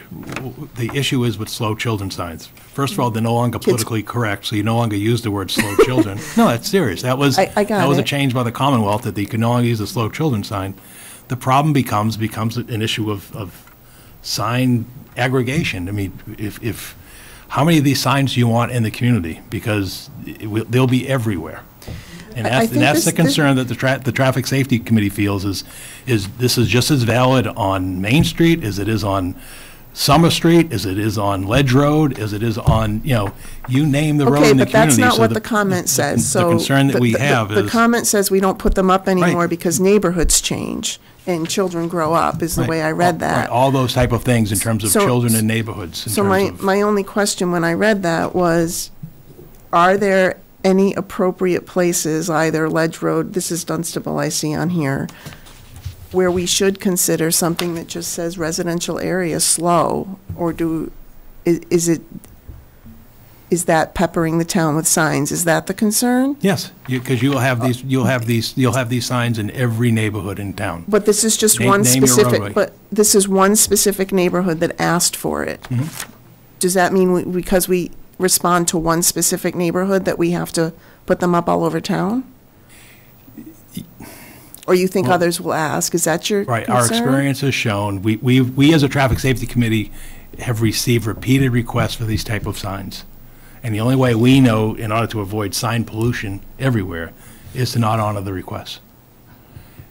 That's the only way to do it, because, and quite frankly, we also question what effectiveness it's going to have. I mean, it may feel good. We can put a sign out there, and you know, if the board directs us, we'll do it. But I'm just telling you. People can go out online and order sandwich signs that do the same thing, so And do you think that they work? I have no idea. Where I've I seen them, rely, they do. I rely upon the expertise of the police chief, the public works director, and my own 32 years of experience in local government. And basically, our sense is that it becomes a perpetual request, because the first request come in where you put it up on X Street, therefore why aren't you giving it to Y Street? And then it's on X and Y, then it becomes why not on Z, because you put it up on X and Y Street. And then the question becomes a question of fairness, and also a question of sign pollution. So if the board makes a request, we will honor the request. So let me ask a question the different way. Where we're in an extraordinary situation in that part of town, what other suggestions would you have? This was one suggestion someone brought up, to try to alert traffic to slow down and the trucks to slow down. We don't have one. What would you do instead? We don't have one, Virginia, Madam Chair.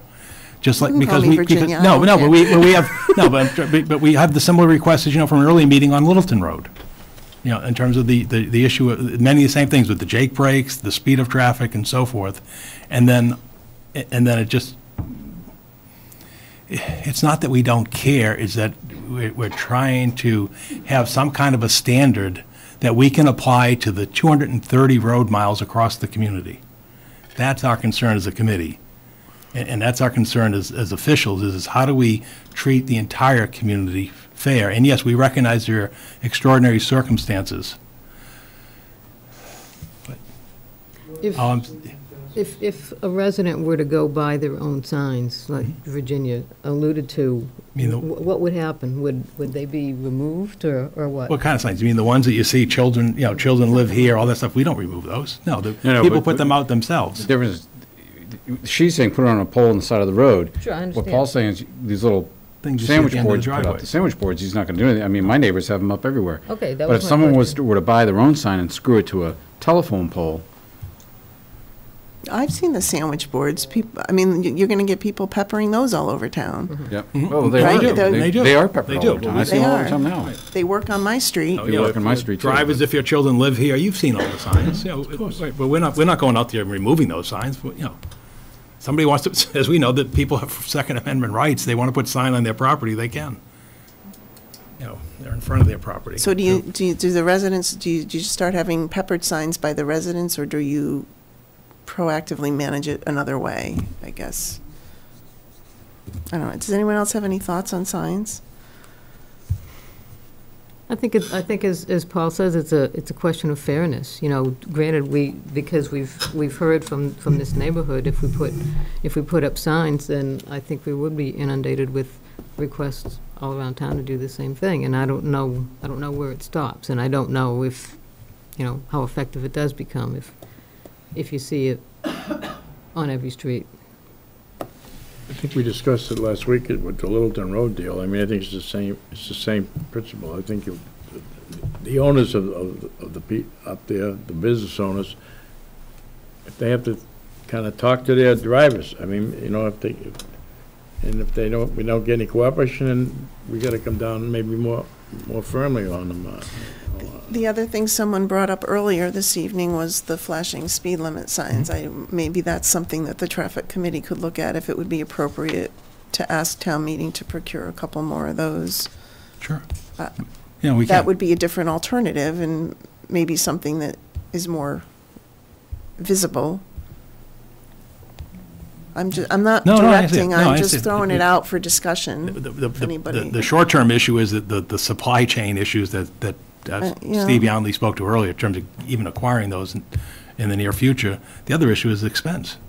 There's they're not insignificant in terms of expense.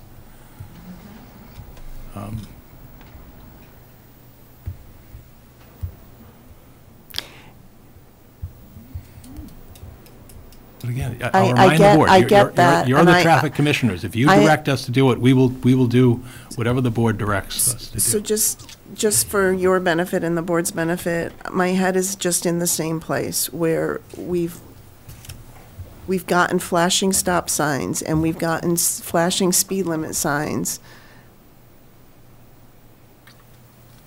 after the fatalities occurred, and I hate to say it that way, but it's the truth.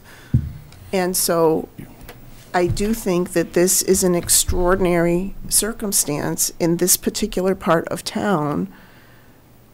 And I'm just posing the question of is there something that we should think about doing out of the ordinary for this extraordinary circumstance proactively before somebody really gets hurt? There's only a certain amount, you're telling me there's only a certain amount of things that are within our control right now without appealing to the state and going through a long process. So are there any things that are in a shorter term span of our control that we should be doing before somebody gets hurt? I had a question on one of the ones on Ledge Road, which was the speed bumps. And, you know, it results in excessive noise, issues with snow removal, potential damage to vehicles, truck, and emergency equipment. What about the ones you screw down that you pull up when the fall comes? I mean, could you do those speed bumps right across the road and only keep them down from April to November and then unscrew them? And, Sure. I mean, the residents are asking for them, and you say, well, it's going to create a lot of noise because the backs are going to... Right, that's what happens with Let them speed deal with the bumps. noise. They're asking for the help, so put down a speed bump for them, and if they don't like the noise, they can come back and tell us to take them up. If that's what you'd request us to do, we'll do it. I would like to do that right now. You want to put, you know. Steve Yonley wants to say Go ahead, Steve. something. I don't know if anyone, other than maybe Member Wojcik was on the board back, getting to almost 20 years ago. We tried those temporary speed bumps in a neighborhood, and it was a catastrophic failure. They would steal them. They'd be in the woods. Everyone complained. So I mean, we've done it before, and it was not a well-received experience. You know, just to give you at least my experience with them. I know Paul wasn't here. Bernie Lynch was town manager at the time. That tells you how long ago it was. But Steve, were these ones you laid down, or the ones that you bolted down to the road? You bolted them to the road, and the intent was to remove them prior to snow and ice season. And do they have a special head on it with a special lock? Or were these just hex nut ones that you could grab a ratchet and zip up? No, they bolted in. They had a little, almost like a child lock cap type of thing that went over the top of the bolts. I think it was a case of, you could get them if you gave them enough of an effort, you could rip them right out of the ground. So. What road was that maybe on? We did it on Sycamore off of Westwood Street. It was kind of a neighborhood push with a turn restriction there back at the time in the morning for the high school cut-through traffic. The thoughts of people flying through the neighborhood at the certain times of day. The board ultimately voted on the turn restriction is still in place at this time. You can't enter Sycamore from Westwood Street from 6 to 10 in the morning, which is, I don't know, it is what it is, I guess. But the speed bumps made it a few months, and then that was the end of that experiment. Would it be something that you could do to test the long-term viability of whether it makes an acceptable improvement to the residents in that area? And then, if it does, well, the town has to deal with it being harder to clear snow and other things. But it sounds like there's a way to at least temporarily test the speed bump idea. Well, the other thing too is you sit there and say, well, in the winter plowing, you don't need the asphalt and paving dies off in the winter, right, so you can pull them up in November when the asphalt plants close, and put them back down in April. I don't know. I'm at my wit's end, Steve. So I don't care if people steal them. I'll donate them. I'll give you the money to buy them. We can certainly look into the. We can certainly look into the. I'm sure like everything, the options are different. Maybe I can look at and reach out to some other communities to see if they've done these temporary, or seasonal, I guess we'll call it, type of things. I can certainly do that. Anyway. I mean, I'm looking at Sycamore. I get it. That's a cut through, trying to get over to the high school in some ways or something. But I got to believe these residents, because it's the only one going now that's going to be ripping these things up are the trucks using the road. They're probably going to be watching these things like a hawk. If someone touches them, it's, they're going to have it on camera with the Ring doorbells and everything else. Oh, no, I won't disagree with that. So Steve, when they were in place, did they help? We got nothing but complaints, honestly. Landscape trail is banging. People would slow down and go over it and then speed up the second they get over it. So it almost, creates like a segmented street. They speed up, slow down type of effect. So kind of what you see on Technology Drive. But I would think with you can trucks, get almost an unintended you wouldn't get effect. the same kind of response with trucks, because trucks typically aren't, going to hit the hammer down, then go off, and then back and forth, because they don't have enough space. It's a short road. To really, they don't have enough length to really increase their speed or then decrease their speed fast enough before they hit the next bump that causes a problem for them. But you may get the concern of the speed bump in the tailgate. Remember, we had a concern that was raised repeatedly this board at Swain Road and Groton Road of every time a truck went there, they heard it because of the bump in the road. Yep. So again, we're willing to do it. We're just trying to go in with our eyes open. Yeah, no, that's part of it. I'm trying to look at the experience that we had at Sycamore and wonder if it's really applicable to Ledge. Okay. But it doesn't end, Ledge, Dunstable, Swain. I'm looking at Ledge right at the moment. Okay. So just another possible, and I know it's talked about a lot, is the engine brake, the Jake brake. You could have certain guys that every time they're rolling up to one of those things, hit the Jake for 5 seconds every time to let everybody know that they're getting ready to go over the speed bump. It's just being devil's advocate a little bit. Yep.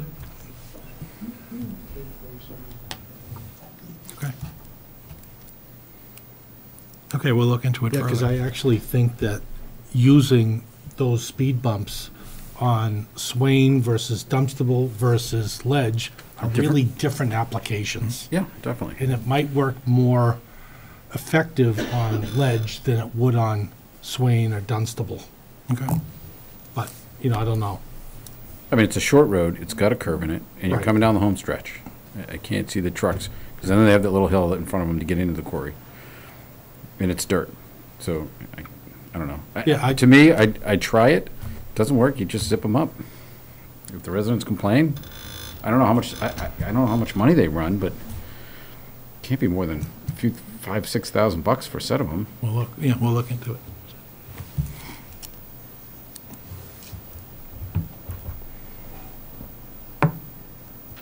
Sorry, Virginia. No, I'm just, we talked about the speed limits.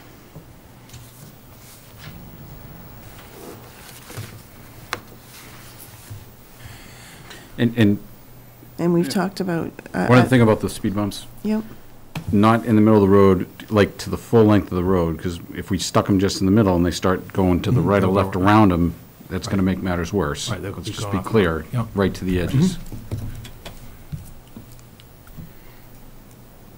The Jake brakes, there's absolutely nothing we can do about. No.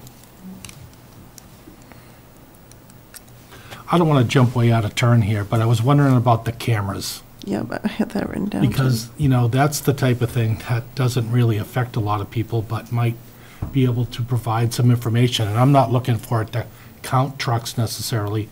I'm wondering about it monitoring speed, taking a flash picture of their license plate if they're speeding. That type of technology. Is that available, or? Massachusetts laws do not allow ticket in. Chief wants to speak. Raising his hand. I'd like to hear it anyway. Go ahead, Chief. It would be the best thing we could do, I think. Because I was here when Chief Murphy tried to bring that. Go ahead, Chief. Yep. Well, I'm probably not going to be a popular guy for saying this. We've done multiple speed studies on Ledge Road, and speed is not the issue. It's volume, it's size, it's noise, it's the fact that they're driving on people's lawns. I've done multiple speed studies on Ledge Road over the last 12 months, and they're all 23, 25 miles an hour, you know, maybe a 26 or a 28 in there. But the road is posted for 20. We're not seeing significant violations of that. To answer your question on the cameras, I have equipment that can do that, but I don't have equipment that would be good enough to pick up license plate data, nor could you cite the operator for that. The most we'd be able to do is if we saw a vehicle, and that's why I encourage residents to reach out to us. If they see someone operating recklessly, whether it's tailgating or speeding or honking their horn, if they communicate that to us, we can reach out to that company. My experience has been that the supervisors of these companies really want to cooperate. They don't want complaints against their company. They don't want complaints against their drivers. That's really the best type of effort we can do. If someone sees a violation like this, get the company name and or license plate, and then we can lodge the complaint. But I don't have the equipment to pick up license plates in and of themselves. I can certainly put a camera there to see volume, but we already know what the volume is. It's huge. But if we had cameras there, you would be able to pick up other things. If a truck was driving on somebody's lawn, or something else that they shouldn't be doing, you'd have the cameras there, and rather than waiting for a resident complaint, you'd be able to also look at the footage and send them a note, or however you contact them.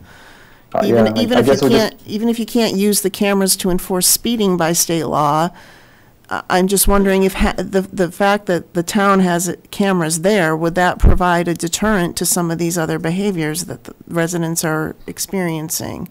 And would there be value into having the camera data? If something comes up, then the town has it.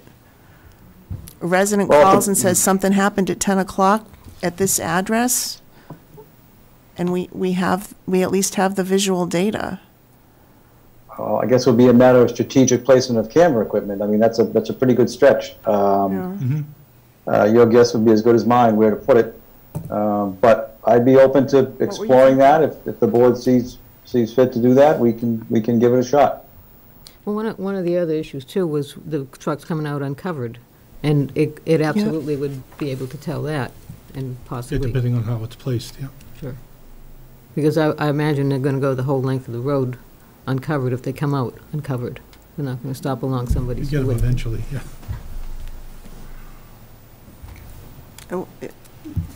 Are we addressing your comment, Mark, or what are you thinking? I mean, I heard it discussed. I don't think it was. We'll look into it further. But I think we should look into it just as another option. I mean, It's you in our guys control. clearly don't feel as though the speed bumps will necessarily be a good deterrent. But we're going to do it because the board requested us to do it. The board did not request you to do it. They requested you to look into it. Well, think and look at what the options are to see if it's something we could do.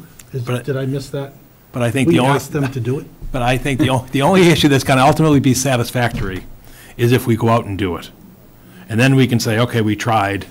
We did everything we could. Yeah, we tried and we did everything we could. We put out temporary speed bumps. We set up cameras because we want this. We all want the same outcome. No, I know. And the problem is if we don't leave every stone unturned, then we're going to be seeing, oh, you didn't do enough or you didn't try enough. I want to revise how I feel about it. Okay, cameras may be a better deterrent and a better way for us to surveil the situation, the reality of what's going on day to day to day, not a speed study here or a speed study here, a complaint here or a complaint there. You'd be able to see it if it works properly. And I know that there's technology and there's cost and everything else. But to me, that would really show you something where speed bumps, maybe that's really not the best approach. I don't know. But, to me, the cameras would give us a lot of information. Mm-hmm. So my feeling on it, though, is to get the right set of cameras set up the right way is going to take some time and expense. Yes. Those zip-down speed bumps, you could probably deploy within a week or two for a minimal cost. I agree. I'm just asking to weigh it out. For a week or two, but you may not get them till next spring, too. is We what don't I'm know thinking. that. I mean, that's. I mean, it's November next week, so with the back orders, we're not going to see anything till the spring, so I think we have time to think about this. Generally, the road openings and everything end November 15th because of the winter conditions, so we'll look into it Yeah. as soon as tomorrow, Ken.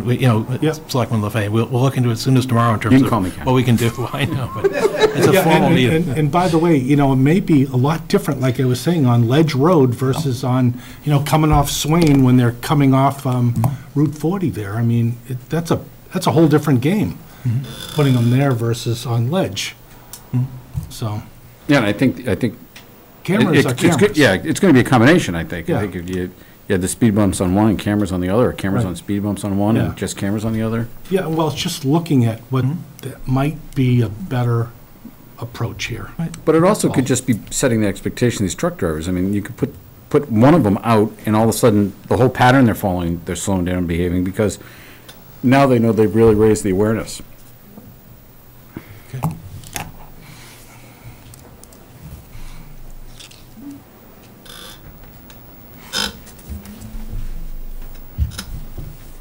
Where are we? Let's get a satellite in there or something. Drones. Yeah, exactly. Where is the School Street Rotary? Right there in, by Yeah, the little post one, office. West Chelmsford. That one? Yeah, yeah, right on Main Street and. Main Street. Oh, yeah, yeah. Chelmsford, right? Okay. I just read that description. I'm with you. School Street goes all the way down. So, Yeah, goes between Main and Old Westford. Paul, is there anything on the Dunstable Groton Ledge that we haven't talked about yet? I'm just looking at the first page in the column A there, where it says Dunstable Groton Ledge. The truck restrictions during certain hours. Yeah, we don't have any means to We do have that. no authority over any of that. No.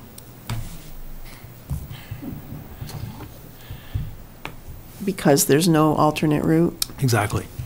So we're if, Okay. Even the time a business can operate, you have. Well, so. Right, we have control no over mean, that. right. Right, and so where that, and it's a much longer term thing, but where that discussion then would take us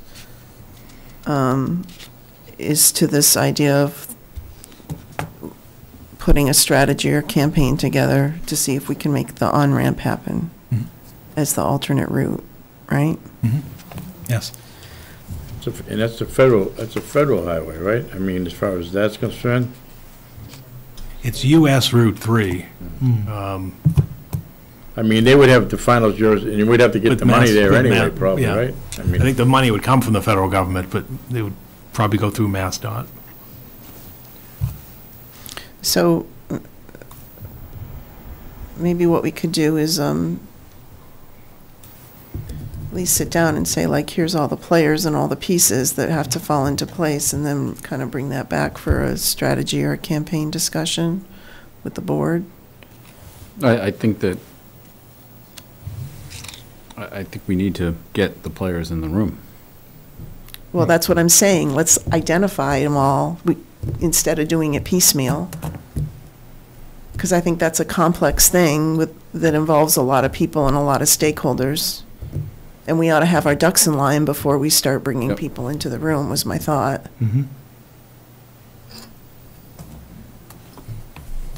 I absolutely agree with you. So.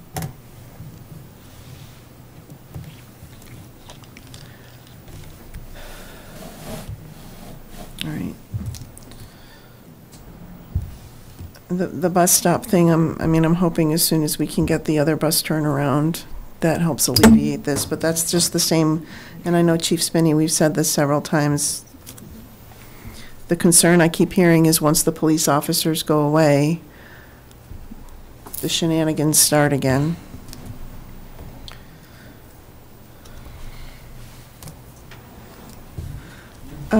So Lynn Ave.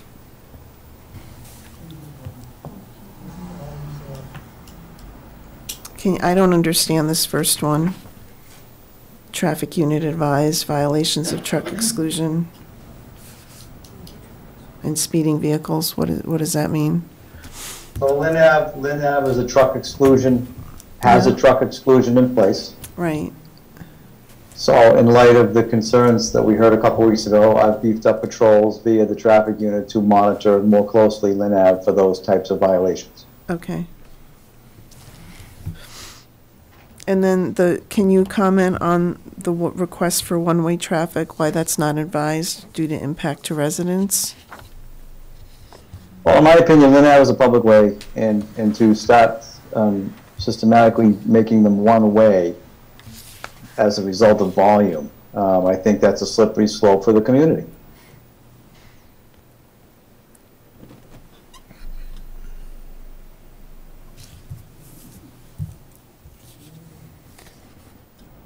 Can you elaborate on that a little bit, Chief? And I'm not challenging it, I just don't understand it. I don't understand.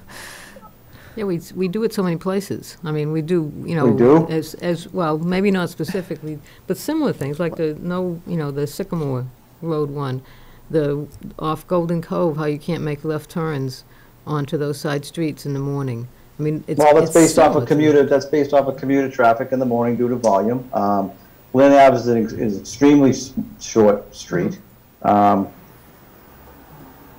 Again, I'd like to maybe get some feedback from some more of the residents as to what their feelings would be on and then which way would we make it. So the traffic committee was in kind of a state of, we should explore this a little further with regards to impact of residents. Yeah, it's on that street per se. Right, so I think it was a Lynn Ave resident that made the suggestion. Yes, it was, but and so Lynn Ave is a short cut through between Groton and Main. So rather than people going down to the intersection of Groton and Main, where the Triangle Variety Store is, everybody cuts through on Lynn. And I think that's why they brought up perhaps that should be one-way traffic. Chief, would you be open to it being one-way during certain times? Well, I'd have to see what the complaints of the violations involve as far as time frame. My other concern is, again, as I consider the other streets in town, I know the Westlands, there's been calls for numerous streets in the Westlands to be one way.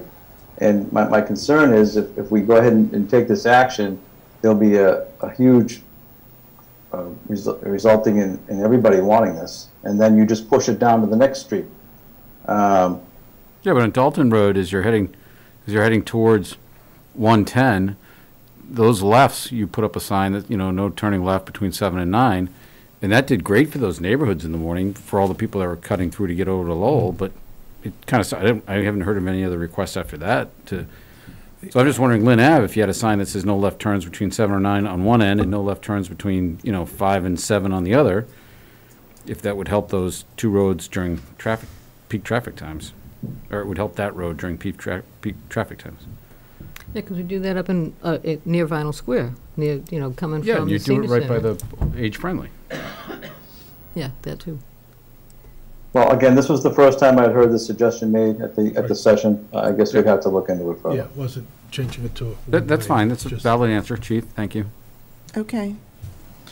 I skipped over one. Somebody at the session made a comment on line 14 that Newport Materials is violating the 200 vehicle limit under the asphalt plant permit. That 200 vehicle limit was for asphalt trucks, which are not going out Ledge Road. That's my understanding. Right. Westford monitors. It had nothing to do with the totality of the trucks, including the quarries. Right. So, okay. The sidewalk installation, so Paul, we're planning on, as part of the money that was approved at town meeting, we're planning on looking at sidewalk priorities across town at a future meeting, right? Ken, did you have a question about the School Street Rotary? You brought that up earlier? No, I'm good. Okay.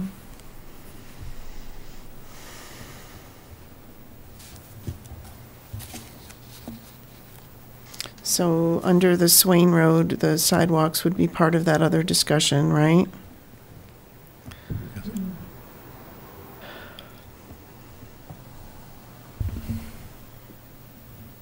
And I guess the question I would have are things like the early morning operations and the noise, the using the horns, does all that fall into this broader discussion that we can have with the Board of Health? Well, no, affecting some of it's police as well. And police, okay. But I'm just thinking, if we're going to raise something even to the state, are these things that can be factored into that? I mean, the noise is causing people anxiety. I heard that there's people are winding up, it's. I understand. Many years, I think Pat and George were on the board at the time, the whole issue of sound barriers, remember, with Group 3 and so forth. As you know, that's a monumental pull to get sound barriers, and it's because of noise and because of excessive noise from the highway. So when we see something like this, we're kind of hesitant to just pull the trigger and say, yes, let's get our pens out and we're going to write a letter to the governor's office that it's going to happen, because we saw firsthand, what that was like, and we were also told by the state the list they have of sound barrier requests, and that they can't get to them. So I just trying to bring the board up to speed in terms of the noise issue. I don't think it's going to be easy. No, but I just want you to know that But do we have an obligation to try to elevate it? You got to get somebody's ear, and you got to get them interested, and you got to stay on them. That's what you got to do. Somebody's got to do it. Yeah. And especially now with this big infrastructure thing they're planning, I think there will be money available. And, to put an on-ramp, I don't think would be as expensive as people think. At least I've been told that by people who do it. I don't know. I mean, maybe there's a cohesive argument that gets put forth to the state and the federal level that pulls some of this stuff together in terms of, noise, pollution, other things that helps you build the case for the ramp, too. Public safety. Public safety.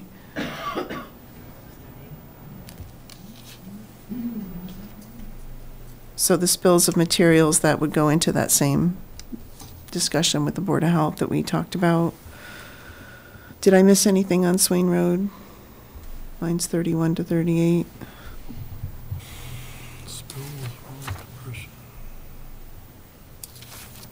The DP do you know, Paul, or Steve, has the DPW looked at the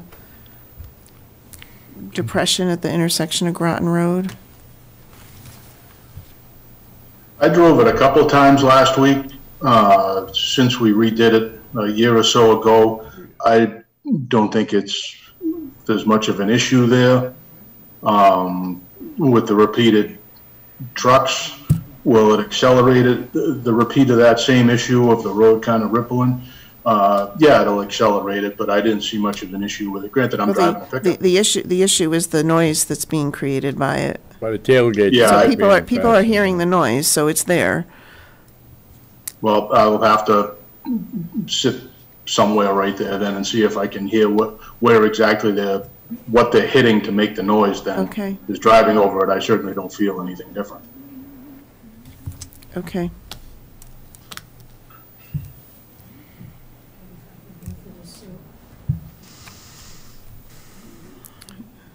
So Route 3, we talked about the access ramp, the traffic light timing. That's a vinyl square that's been messed up for a while. Well, they still are. I know, I'm still getting complaints about it. That's one of the items in that vinyl square study that comes up about the reconfiguration. That's so are we've put another notification into Mass DOT on that? Yep, DPW did.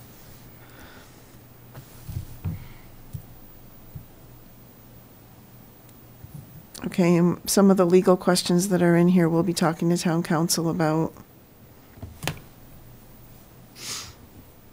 The sound monitoring device, can you comment on that, Paul? Again, so that goes back into the Mass health DEP issue, and the health. DEP Okay. and the health issue. Yeah. Same thing. Okay.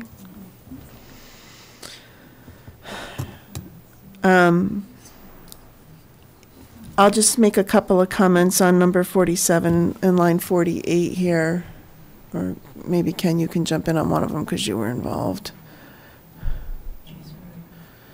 So line 47 was a request for the Chelmsford Select Board to meet with the Westford Select Board.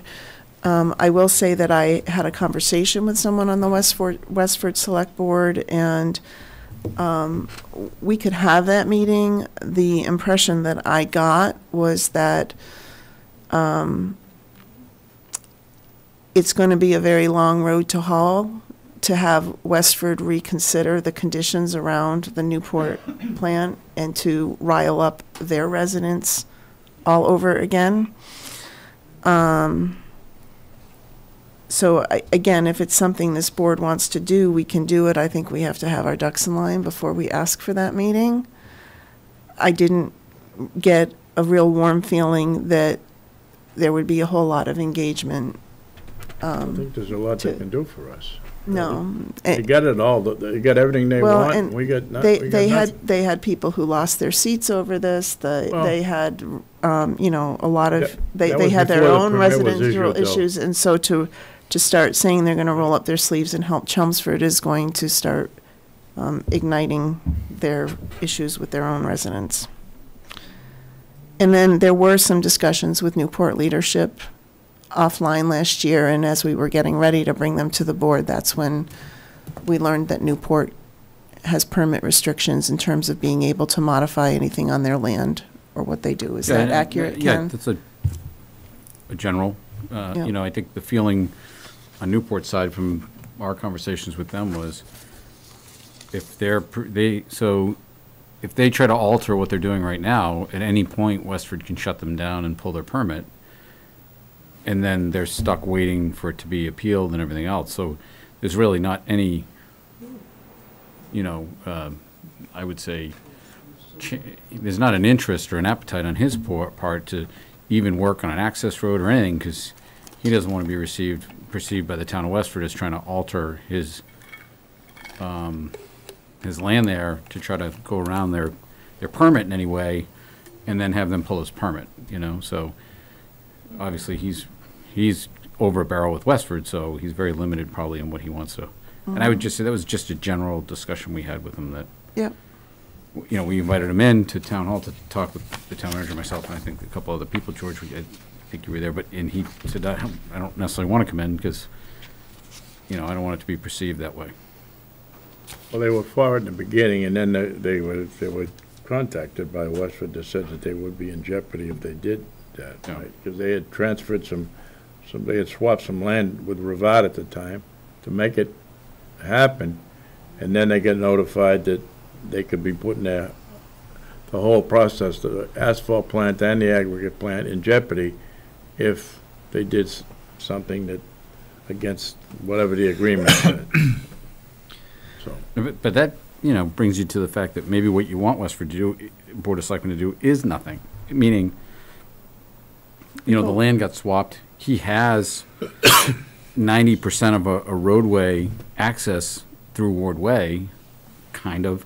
But if we were to investigate it any further, you just don't want Westford to drag him back in and jeopardize his permit. So you're not asking Westford to do anything, like literally, don't do anything on either side of it. Just don't stop us. Yeah, just don't stop us from allowing him to give and the aggregate trucks a way out through Ward Way instead of through like Ledge Road and all these other ways. Because if it comes out Ward Way, it's a quick left, quick right, and they're on Route 3 South. But legally, their legal counsel is not going to advise them to do anything unless that condition were modified. Unless you get a modification of the special permit. And again, Ken, what we hear from the residents is they would like us to focus first on the ramp and run that to ground before we start running the ramp to ground is. And that's exactly what they told us. We don't care if it takes 6 to 10 years. That's what we want you to go work on. All right. 6 to 10 years on a ramp versus 2 years on a exit out Ward Way, but I mean that's fine. If that's what the residents want. That's to move the truck traffic from one residential road to another. Well, I mean, I hear what you're saying, but a lot of the trucks are coming out onto Route 40 anyways, and Ward Way is further down than where they're coming out now, being further down closer to the highway. I mean, they're only passing a few houses. Obviously, a ramp. You know, I mean, there's no question about it. Yeah, I mean, yes, the best solution is a ramp right under Route 3. But if the residents are like, fine, we'll wait 6 years for you to fix it, that's fine. Versus if you said 2 years to go out Ward Way, I don't know, but. There might be some contested races, you know what I mean, coming up, so that maybe the people in power would, you know, give a little push, you know, you never know. That's not an option now anyway because of his permit, right? Right. Okay. Well, that's what I'm saying. You need a conversation with Westford to say, if we work with Chelmsford to allow him to build an aggregate-only road out, we won't go after his permit. That's what I mean. You don't. Yeah. You just need Westford not to go after him if he builds an aggregate-only road out. So it won't violate the 200 truck limit on With the the asphalt. asphalt. Okay, and then I go back to the comment that's been raised is how much do you bend over backwards for a Westford-based business? How much you bend over Well, backwards to for the residents let of them town? bring The more trucks. People it's more though for the neighborhoods in North Chelmsford than it is for, Who have said they don't want that. they don't want a ramp? No, they want the ramp. Yeah, they want the ramp. The ramp is the solution. But they don't want a short-term solution. They'd rather wait for a long-term solution of a ramp that may or may not get passed versus a short-term solution that brings them out Ward Way.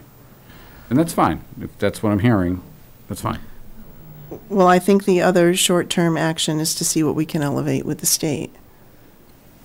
And so this line item 50, But maybe when we figure out who the stakeholders are to invite into a room to have this discussion, Right. maybe we send an invite to the Select Board of Westford just so they can be in the room to listen, maybe not even to comment, just to hear what's going on.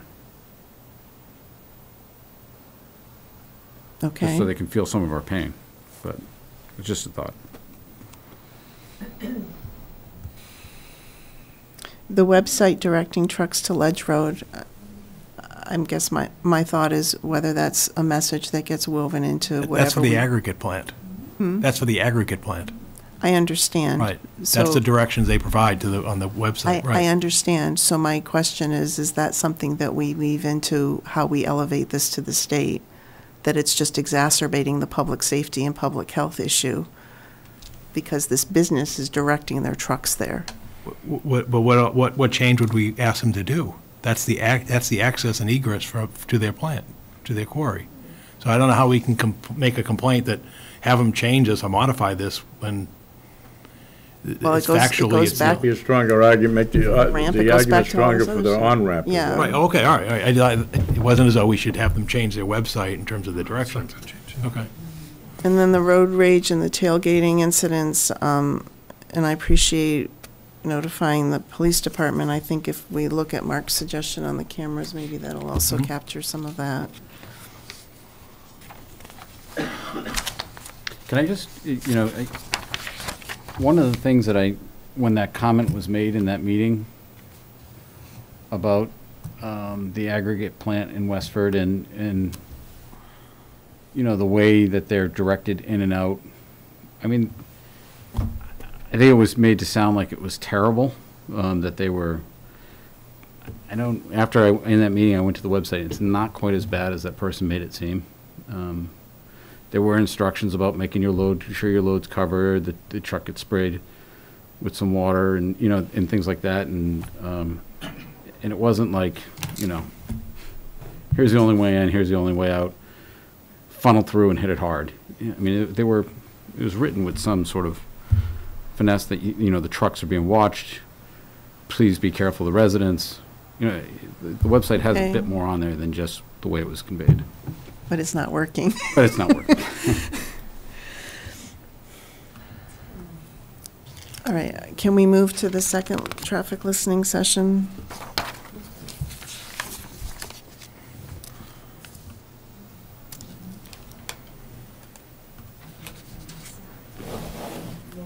So I guess, Paul, I have the same question here, where it says that it's like there's comments on some of these that say Mass DOT. Are we already trying to work with Mass DOT on these issues, or is that just a note that we would have to? Right, we noted who's responsible. We're still Okay. working on these issues. Okay, and I recognize there's been like a week that's gone by on this one, Right. so.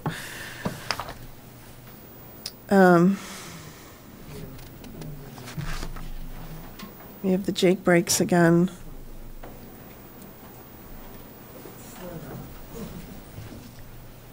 Can you provide clarification on line 6 and 7 where it says no specific actions? I understand, is it that you don't see any specific actions for the future, or that it's just in the last week that there haven't been any? Right, I mean, we didn't see any immediate actions that we could do in terms of, other than the normal terms of policing, in terms of speeding traffic. It's an active road construction project will be winding down in the next couple of weeks because of winter conditions, and will be completed, final completion, I think, next spring. So it's almost near completion. So we didn't see any specific actions that we could do. So line 6 and 7 is unique to the construction project? Right, at Turnpike Road, construction trucks, speeding, traffic, congestion, and smell and noise.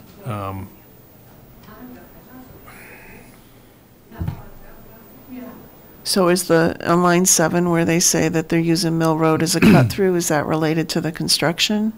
Even if not, we don't know what we can do about that. If they're taking Mill Road, we don't know any means of which to restrict. That's why it says at this point there's no specific actions that we've identified at this point.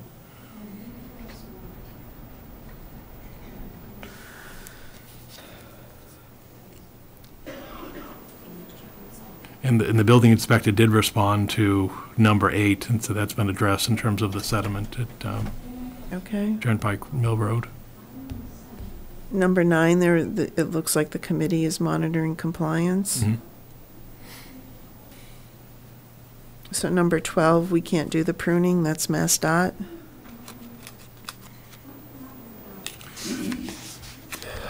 Yeah, that's all in the state right of way. In fact, so we'll make the requests.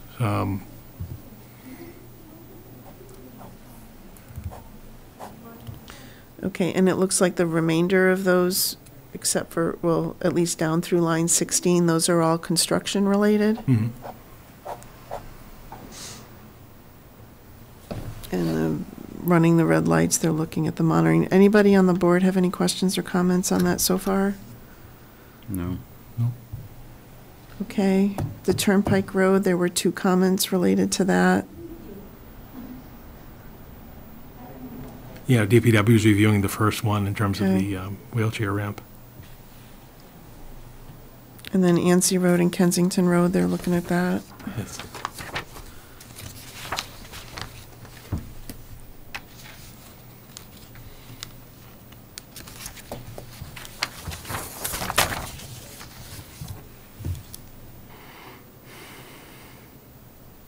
Okay, so the Westford Road and the Pine Hill Road comments, those are also, looks like those are in process. Yeah, that just came in. That was after the traffic listening session. Yep. And Mass DOT has some line painting.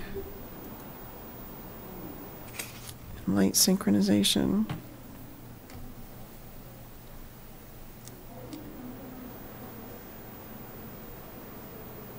This one I had a question on under general, line 44.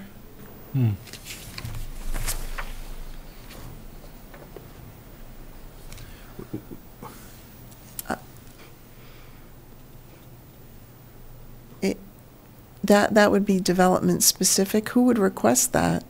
I mean, if we have to approve stop signs, would that be something that then has to start getting coordinated between the planning board and the select board? Well, the select board is the one, as you know, that votes to approve stop signs. Again, it was non-specific, so we didn't have any action that we could do. But if they're putting in a significant project, then that would be something that would be examined, and we could have So input. we would look at that on a case-by-case basis. Yeah. Okay.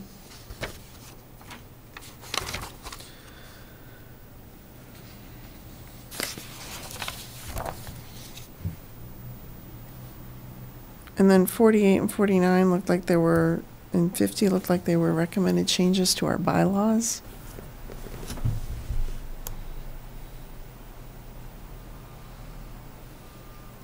Yeah, that was again, we didn't see what the traffic safety committee, that's a site of the bylaw. Right. And again, you see Golden Cove Road, Scientia, Lynn Avenue, all those are noted. So again, the only further action would be a modification of the bylaw. But again, it was in the abstract. Yeah. Just a quick little asterisk on, 48, 49. I travel North Road often, and every once in a while I'll see an 18-wheeler get off of 495 or get off of Route 3 and go down. I see it happens once in a while. It's happening pretty consistently now. Like almost daily I see an 18-wheeler do that cut through. And there's also a gravel spill on the rotary as of today. Right as you come into Route 4, but right in front of the North Building, there was a ton of gravel right in that intersection.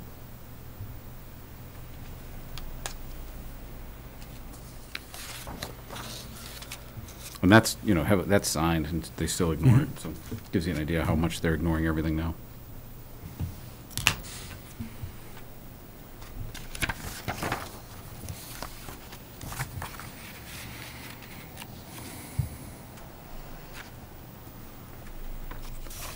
Okay. Just a quick note, we hit North Road on a daily basis. Every day, Monday through Friday, an officer hits North Road for truck exclusion violations, just to throw that out there. You get a lot of them, Chief? When I hear them out there, one or two, a lot of times the trucks will take the left and they'll get right back on 495 because they realize they're excluded, but I went out there are signs, to your point, there are signs on the rotary saying no trucks, and there are signs when you come up off 495 saying no trucks. So we have stepped that up over the last few weeks, and the traffic unit has been hitting that Monday through Friday at least an hour or so every day. Thanks, Chief.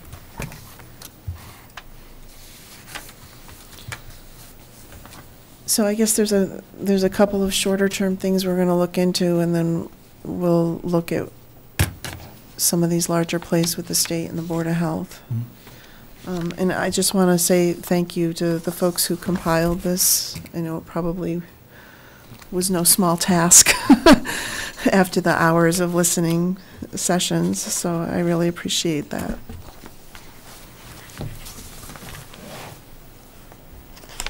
Okay, is everybody ready to move on? Paul, you want to talk about the ARPA? Yeah, again, this continues to unfold. As the board may have seen earlier, I sent an email out this afternoon. Earlier today, the House announced its plan for a significant portion of the use of the state's ARPA monies as well as the state budgetary surplus. And then they also held some money back in reserve. Apparently, they can only agree on two items, which was the $500 million to provide reimbursement to the Commonwealth's Unemployment Trust Fund, which assists businesses, because otherwise that monies would have to be garnered from the business, community.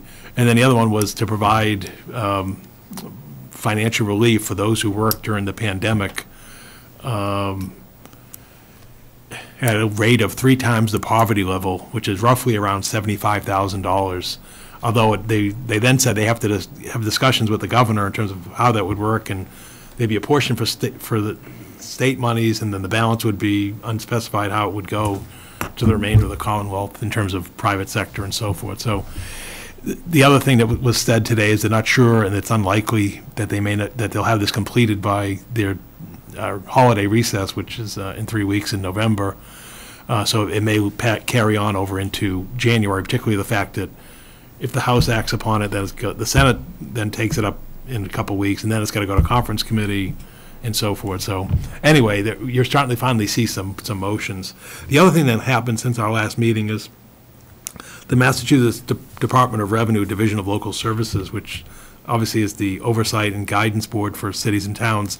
They've released a summary list of ARPA Fiscal Recovery Fund eligible spending, which I provided in the packet. And again, it touches upon many of the same concepts because they probably received it from the same documents we all got from the U.S. Treasury in terms of the eligibility for the COVID-19 pandemic and its negative economic impacts in terms of COVID-19 mitigation or prevention, assistance to unemployed, assistance to small businesses that have experienced hardship, in-kind financial assistance to households, assistance in the form of loans or grants to impacted industries such as tourism, travel, and hospitality, aid to disproportionately impacted communities, premium pay to employees performing essential work during the public health emergency, revenue replacement and compliance, water, sewer, and broadband projects, and so forth.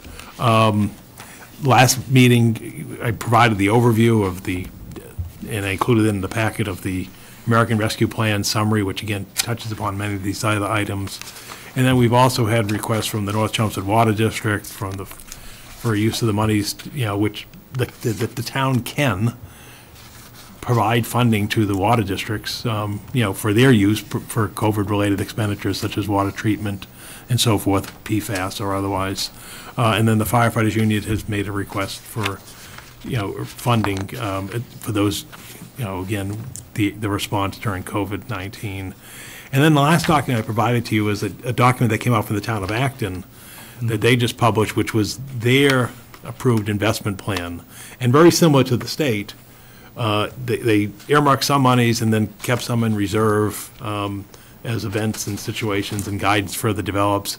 And then you can see they did a nice summary in terms of by category, in terms of infrastructure, investment, and so forth. And again, many of the items that we've talked about: sewer main extensions, stormwater management, climate change readiness, online permitting system, improvements to a field and streetscape improvements in a portion of town, HVAC, air quality projects, and then funding for, in their case, for the school district's request, because in that case they have a regional school district, much like we talked about the water districts in our community. So again, I also was at a meeting earlier this morning with colleagues from neighboring communities such as Billerica and Tewksbury and so Wilmington and such. And again, I just want the board to know that we're not behind.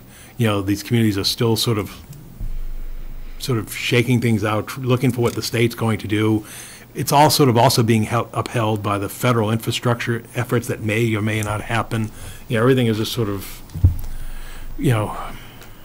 leaning on one or another to figure out what the best comprehensive plan is.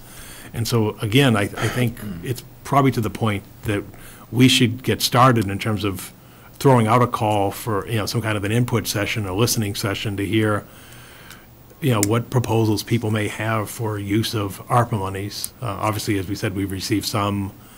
Age-friendly community is developing others. We're in the process of examining requests for sewer and stormwater inside the community, as well as when I spoke to Dr. Lang, the schools have their requests coming on capital, such as the HVAC systems and so forth. And then you can see the state's focus and you see the federal focus is on the disproportionate communities. So when you read in the House bill today about, well, they'll provide HVAC funding for schools and other facilities, but then you see that they'll be directed towards disproportionate disadvantaged communities. Again, it's sort of concern that I see is that we may not want to put a heavy stock that much of those monies may come to Chelmsford because the state's list was 6 times what they had available in funding. I think when they did their thing, they had like $30 billion in suggested requests for $5 billion in state dollars. And it just, there's a lot of good ideas out there. And kind of the guidance I've given to department heads is, now's the time. If you've got a good idea, I don't care if it's ARPA eligible or not, just bring it forward, because, we're sort of in budgeting and capital and everything else at this time of the year. I don't want department heads sort of constrained or with blinders on saying, well, I'm not sure if it'll qualify. It's like, no, if you've got a great suggestion, bring it forward, and then we can brainstorm and discuss and hopefully achieve a consensus on whether and how items could move forward. And then, as the board knows, related to that, with the approval of the compliance plan for the Southwell sewer break, we're awaiting the final documents on that, as well as the proposals from Weston and Sampson on sewer that would come out of this fund as well. So a lot of things going on. In summary, I think probably the best thing to do is,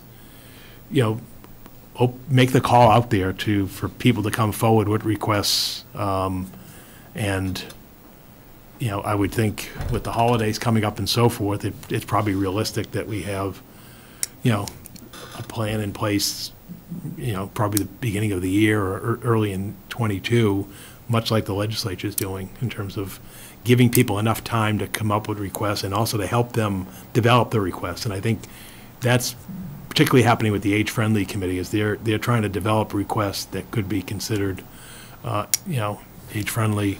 Like I said, I think at the end of the day, we're going to see requests that obviously likely will exceed our funding capability. Are you suggesting allocating time during our regular meetings for inputs, or do you think this requires a separate input session?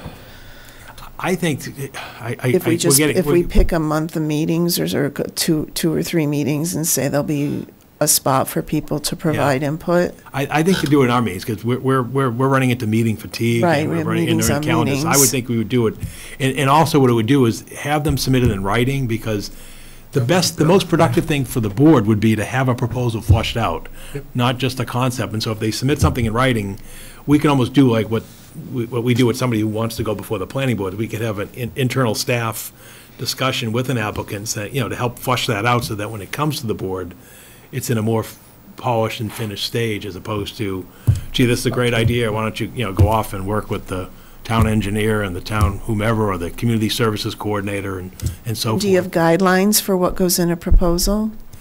We can set guidelines, but again, I think is not to constrain anything. No, but I mean, is it whatever fundamental information is needed? I think, what we'd want to know is sort of a description of what the investment would be. And then we can do the staff can do, well, how does it apply to again, we don't need people trying to go through a 150-page regulation. It's more like, if you've got a great idea for community funding to address the issues of COVID, inequality, or otherwise community investments, bring it forward, and then we'll help you. And I think the same thing with would be just, we can help. What we want to do is allow people to brainstorm and bring forth a proposal, as opposed to feeling somebody that they've got to engineer it themselves, with perhaps limited resources and non-familiarity with how the public procurement and other processes work. So I think we put a call out, and we post it on the website, and we remind people at meetings, and I think we just keep a running list, and keep it current, and then at some point we come back to the board and say, okay, given the upcoming season and where things are at, do we want to do a preliminary review of funding? And I think some of them can be. I mean, I think the school HVAC ones, for example, can move rather quickly and so forth, and the sewer ones that are part of the compliance thing can move quickly, and then some of the others, like the transportation, for the seniors, that's probably a little bit, few more weeks away, and then just have them come in. And do you consider, for example, the input that we got from the firefighters, is that a proposal format, or do you think that something needs to be done more with that, or the input from the water department that was part of this packet? Those are two different fruits. I think the water thing, I think, is probably more of a macro discussion from the board in terms of again, to the question of fairness. Does the town want to assign a level of funding to each of the water districts? And then what would the basis of that assignment be? Is it by customers, volume, what have you? Because I think that's, again, a question of fundamental fairness. Or do you just want to open it up and say, give us your request? Because as we know, water systems have a funding mechanism, but not under ARPA funds. And so I think the best thing to do is to, again, put the request out, see what comes back, and then, as you've seen in other communities, like, for example, the suggestion about first responders, right? While it came from the firefighters, I would want some help understanding at a town level, like, how many people are we talking about? Exactly. Right, so that if we wanted to pursue something like that, we're informed on how to bound it. Exactly, because there are other employees. And that would need to come from you or your staff, I think. Right. Well, like Paul said, the way Acton did it, the request is as a dollar amount. In the same way we'd need to know Yeah, what the dollar amount. we compile it. I mean, we would, like, Right. for example, if it's first responders, we basically go through each department who had, including schools, you know, who. Right. So who I guess what I'm saying is, like, I wouldn't put it on the firefighters No, no, to no, pull no, that no. together. No. But Okay. they bring the request, and then it sort of falls upon us, say, okay, we had this request from the fire union. You have the data. We have the data in terms of what would this mean? Okay. But Paul, as a question to that, would you do that for the schools, or would you wait for Jay to bring forward a request on behalf of the schools? No, I'd get ahead of it because you know it's going to come. You know, in other words, if the request came in that we were going to provide COVID-19 response funding, then it's got to be the schools. You know. Yeah, I'm not saying it's not, but it would be, you would calculate those numbers and not wait for. No, I would reach out to Dr. Lang and say, Okay. Dr. Lang, we've got this request for COVID, funding. How many people do you have? What's it involve? And then again, is there a criteria that which, is it X, is it 3 times a person who earns 3 times the poverty? What would that mean? In terms of, because the federal guidance talks about uses the word low income. And again, what we saw today in the state thing, they defined low income as 3 times the poverty level. U.S. poverty level, family of 4 is roughly 26,000. So again, you're talking 75,000. So again, you're not gonna, you want to have a list that somewhat meets the intent of the act. Okay. Okay. I had one other question, Paul. So in the 2-pager that you sent out, I put it up on the screen there. There's a couple of there's a compliance paragraph, and like I noticed in this marketing email that came to us from this company that helps communities do their strategic planning, they talk about ARPA requires transparency through specifically designated reports that capture project status updates, project level summary. So is there a process that we need to be aware of through the state or the federal government in terms of Compliance, yeah. Well, like, did we miss something with the $1 million that's already allocated, or we're on it? No, there are communities such as Lowell who are receiving such a significant amount of funding. They're hiring staff just to do the management and compliance, and including the state. If in the state's thing here, they earmark. Yeah, I'm not suggesting we have to hire somebody. No, but we handle that. We do that with the town accountant. Yes. And so is there We've done that, some compliance or approval step that we need to go through before we spend the money once we get the rest of this plan together? If it's a questionable call, we can make the formal request to the Department of Treasury. Okay. But if it's something like broad, sewer or water where it's defined in the Act, well, if it meets the SRF, revolving loan criteria, so then it's just how we report the how you do it. spending? Yeah. Okay, thank you. So I can issue that request out and then periodically report back to you, rather than schedule special evenings, because Yeah. Okay. Any other questions or comments? Okay. All right. Real quickly under my report this evening, I just wanted to formally notify the board and the community. I obviously sent this to you by email. Through the efforts of our HR director and our assistant town manager, the town received a Community Compact Award from the Baker-Polito administration, state government, to prepare, assist the town in the preparation of a succession plan and to develop some updated employee policies and procedures. So again, we're waiting for that paperwork to come in, and we'll proceed with that. But I believe we're working with the UMass Boston Donahue Center on this effort going forward. So again, it touched upon one of the board's goals, and it's just something to let the board know that we're doing. Second matter under my report is just to inform the board and the community, again, more realities of what's out there with the current market in terms of transportation and shipping and so forth. But the town's road salt went up 33% this year. The town, the board and the community is aware, the town purchases road salt in a consortium of a dozen municipalities in this region, and we have done this for a generation, even prior to my arrival here. And what people don't realize is that road salt is essentially shipped, across the ocean and brought into the state, which is why you see that huge facility that you see on the news every wintertime in Everett.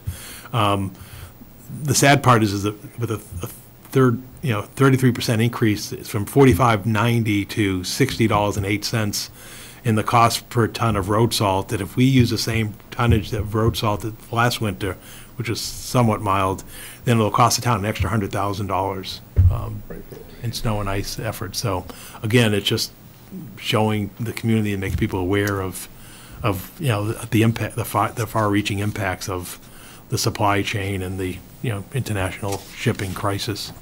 And then the other thing I wanted to touch upon is, since the last meeting, and this came up and mentioned at town meeting, was the whole issue of the mattress ban and so forth. And last week, the state released its 2030 solid waste master plan, which is basically the governance that's in effect now through the end of this decade. And two critical things came out of that is they're adding mattresses and textiles to the list of materials that will be banned from disposal or transported for disposal in Massachusetts. So, polite way of saying, we cannot bring to our waste energy plant or to a landfill mattresses or textiles, shoes, all this, types of things. As of November 1st, 2022, the town instituted the program with a grant from DEP because they knew these things were in the works for the program that we're implementing now.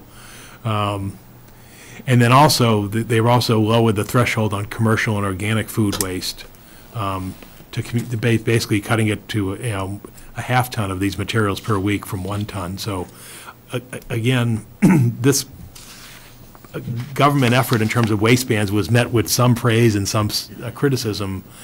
Obviously, those felt critical. It didn't go far enough, but we're just trying to alert people of the two factors. One is the state's increasing restrictions on solid waste disposal, and two, the bigger issue, more in terms of the supply issue, is the limited resources and areas where you can take these materials, which is what drove our cost up from $74 a ton to over $90 a ton, is because they're not building any more trash to energy plants, and they're not regulating any more landfills, and so again, I just wanted the board and the community to be aware of what's happening in terms of solid waste.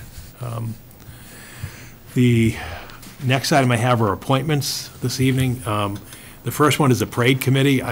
Since in the last 4 to 6 weeks, I invited people who participated in the parade this most recent year and in recent years who expressed interest in assisting with what we expect is going to be the in-person parade and traditional parade next July 4th. And I have a list of a dozen people that I'm seeking your confirmation to this evening to be the formal parade committee. The only modification I have to the list is at the very end of the list, I listed Pat Wojcik, who is on the committee. She's actually the board's liaison to the committee, and what that should have read was Pat Burns, who's a resident of Tingsboro, who is Donna Sargent's assistant, or helps Donna get to the meeting. So I would ask your formal approval of the dozen people, and I guess I'll read them since people are curious who is it. It would be Jennifer and Jeff Hardy Jeff Hardy of Maple Avenue, Jennifer and Paul Hardy of Westford Street, Deb Hayward of LeMay Way, Chuck and Lynn Marcella of Carlisle Street, Brian and Karen Reedy of Hoyt Drive, Rick Romano of Clydesdale Road, Donna Sargent of Scotty Hollow Drive, Colleen Stansfield of First Street, and then Pat Burns of Tingsboro to serve as the parade committee. And the committee intends to meet the first Tuesday of every month. Everybody's invited, and as we know, you don't have to be on the committee to contribute to the input of planning and or execution of the parade on the 4th of July. So I'd ask the board's approval of the appointments as amended. So I'll make a motion that we approve the appointments to the parade committee as amended. I'll second the motion. Any other discussion? All those in favor? Aye. 5-0. Just as we leave that topic, I just want the board to be aware. The other thing that I'm going to have to turn attention to is the country fair on the 3rd of July. That's traditionally been done by the Lions Club, but the Lions Club didn't do it last year because there wasn't one. And I'll just be reaching out to them because I'm not sure that they may be able to have the resources to do that. So I'll be coming back to you hopefully at a soon date, because the planning for that has to begin relatively soon as well.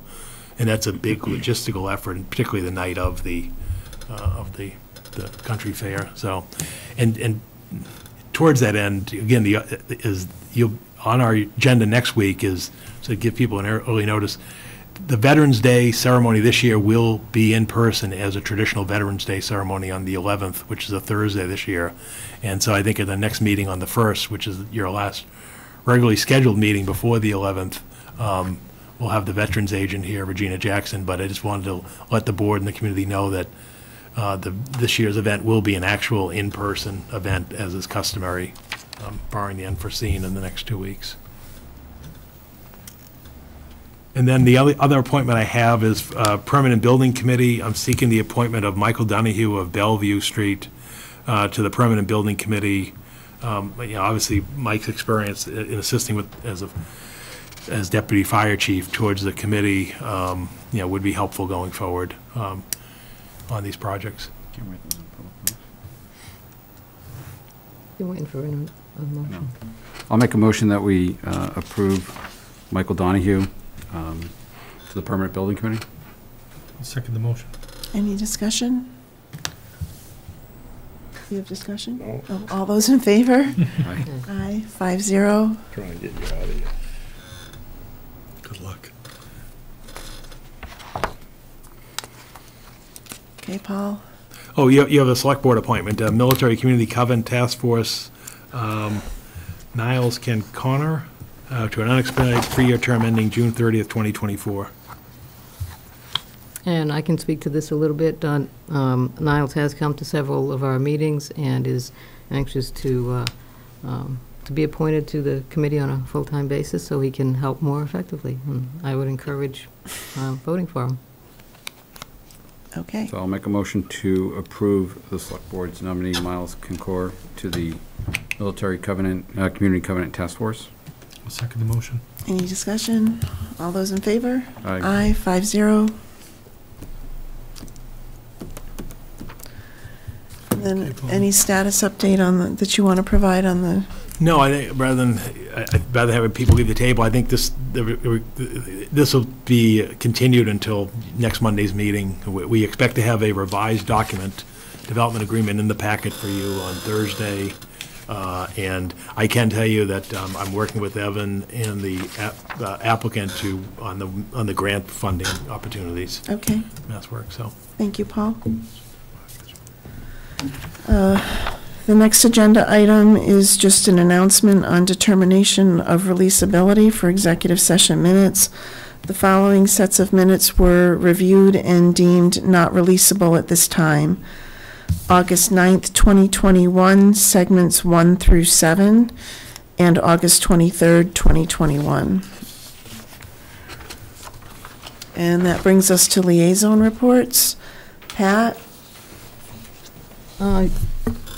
Sure. It's kind of timely. We had a member from the Bicycle and Pedestrian Advisory Committee talk earlier this meeting. I did attend their meeting last week, and they did report on their annual rail trail count, which was done on September 11th this year. They counted over 1,577 people that used the trail that day.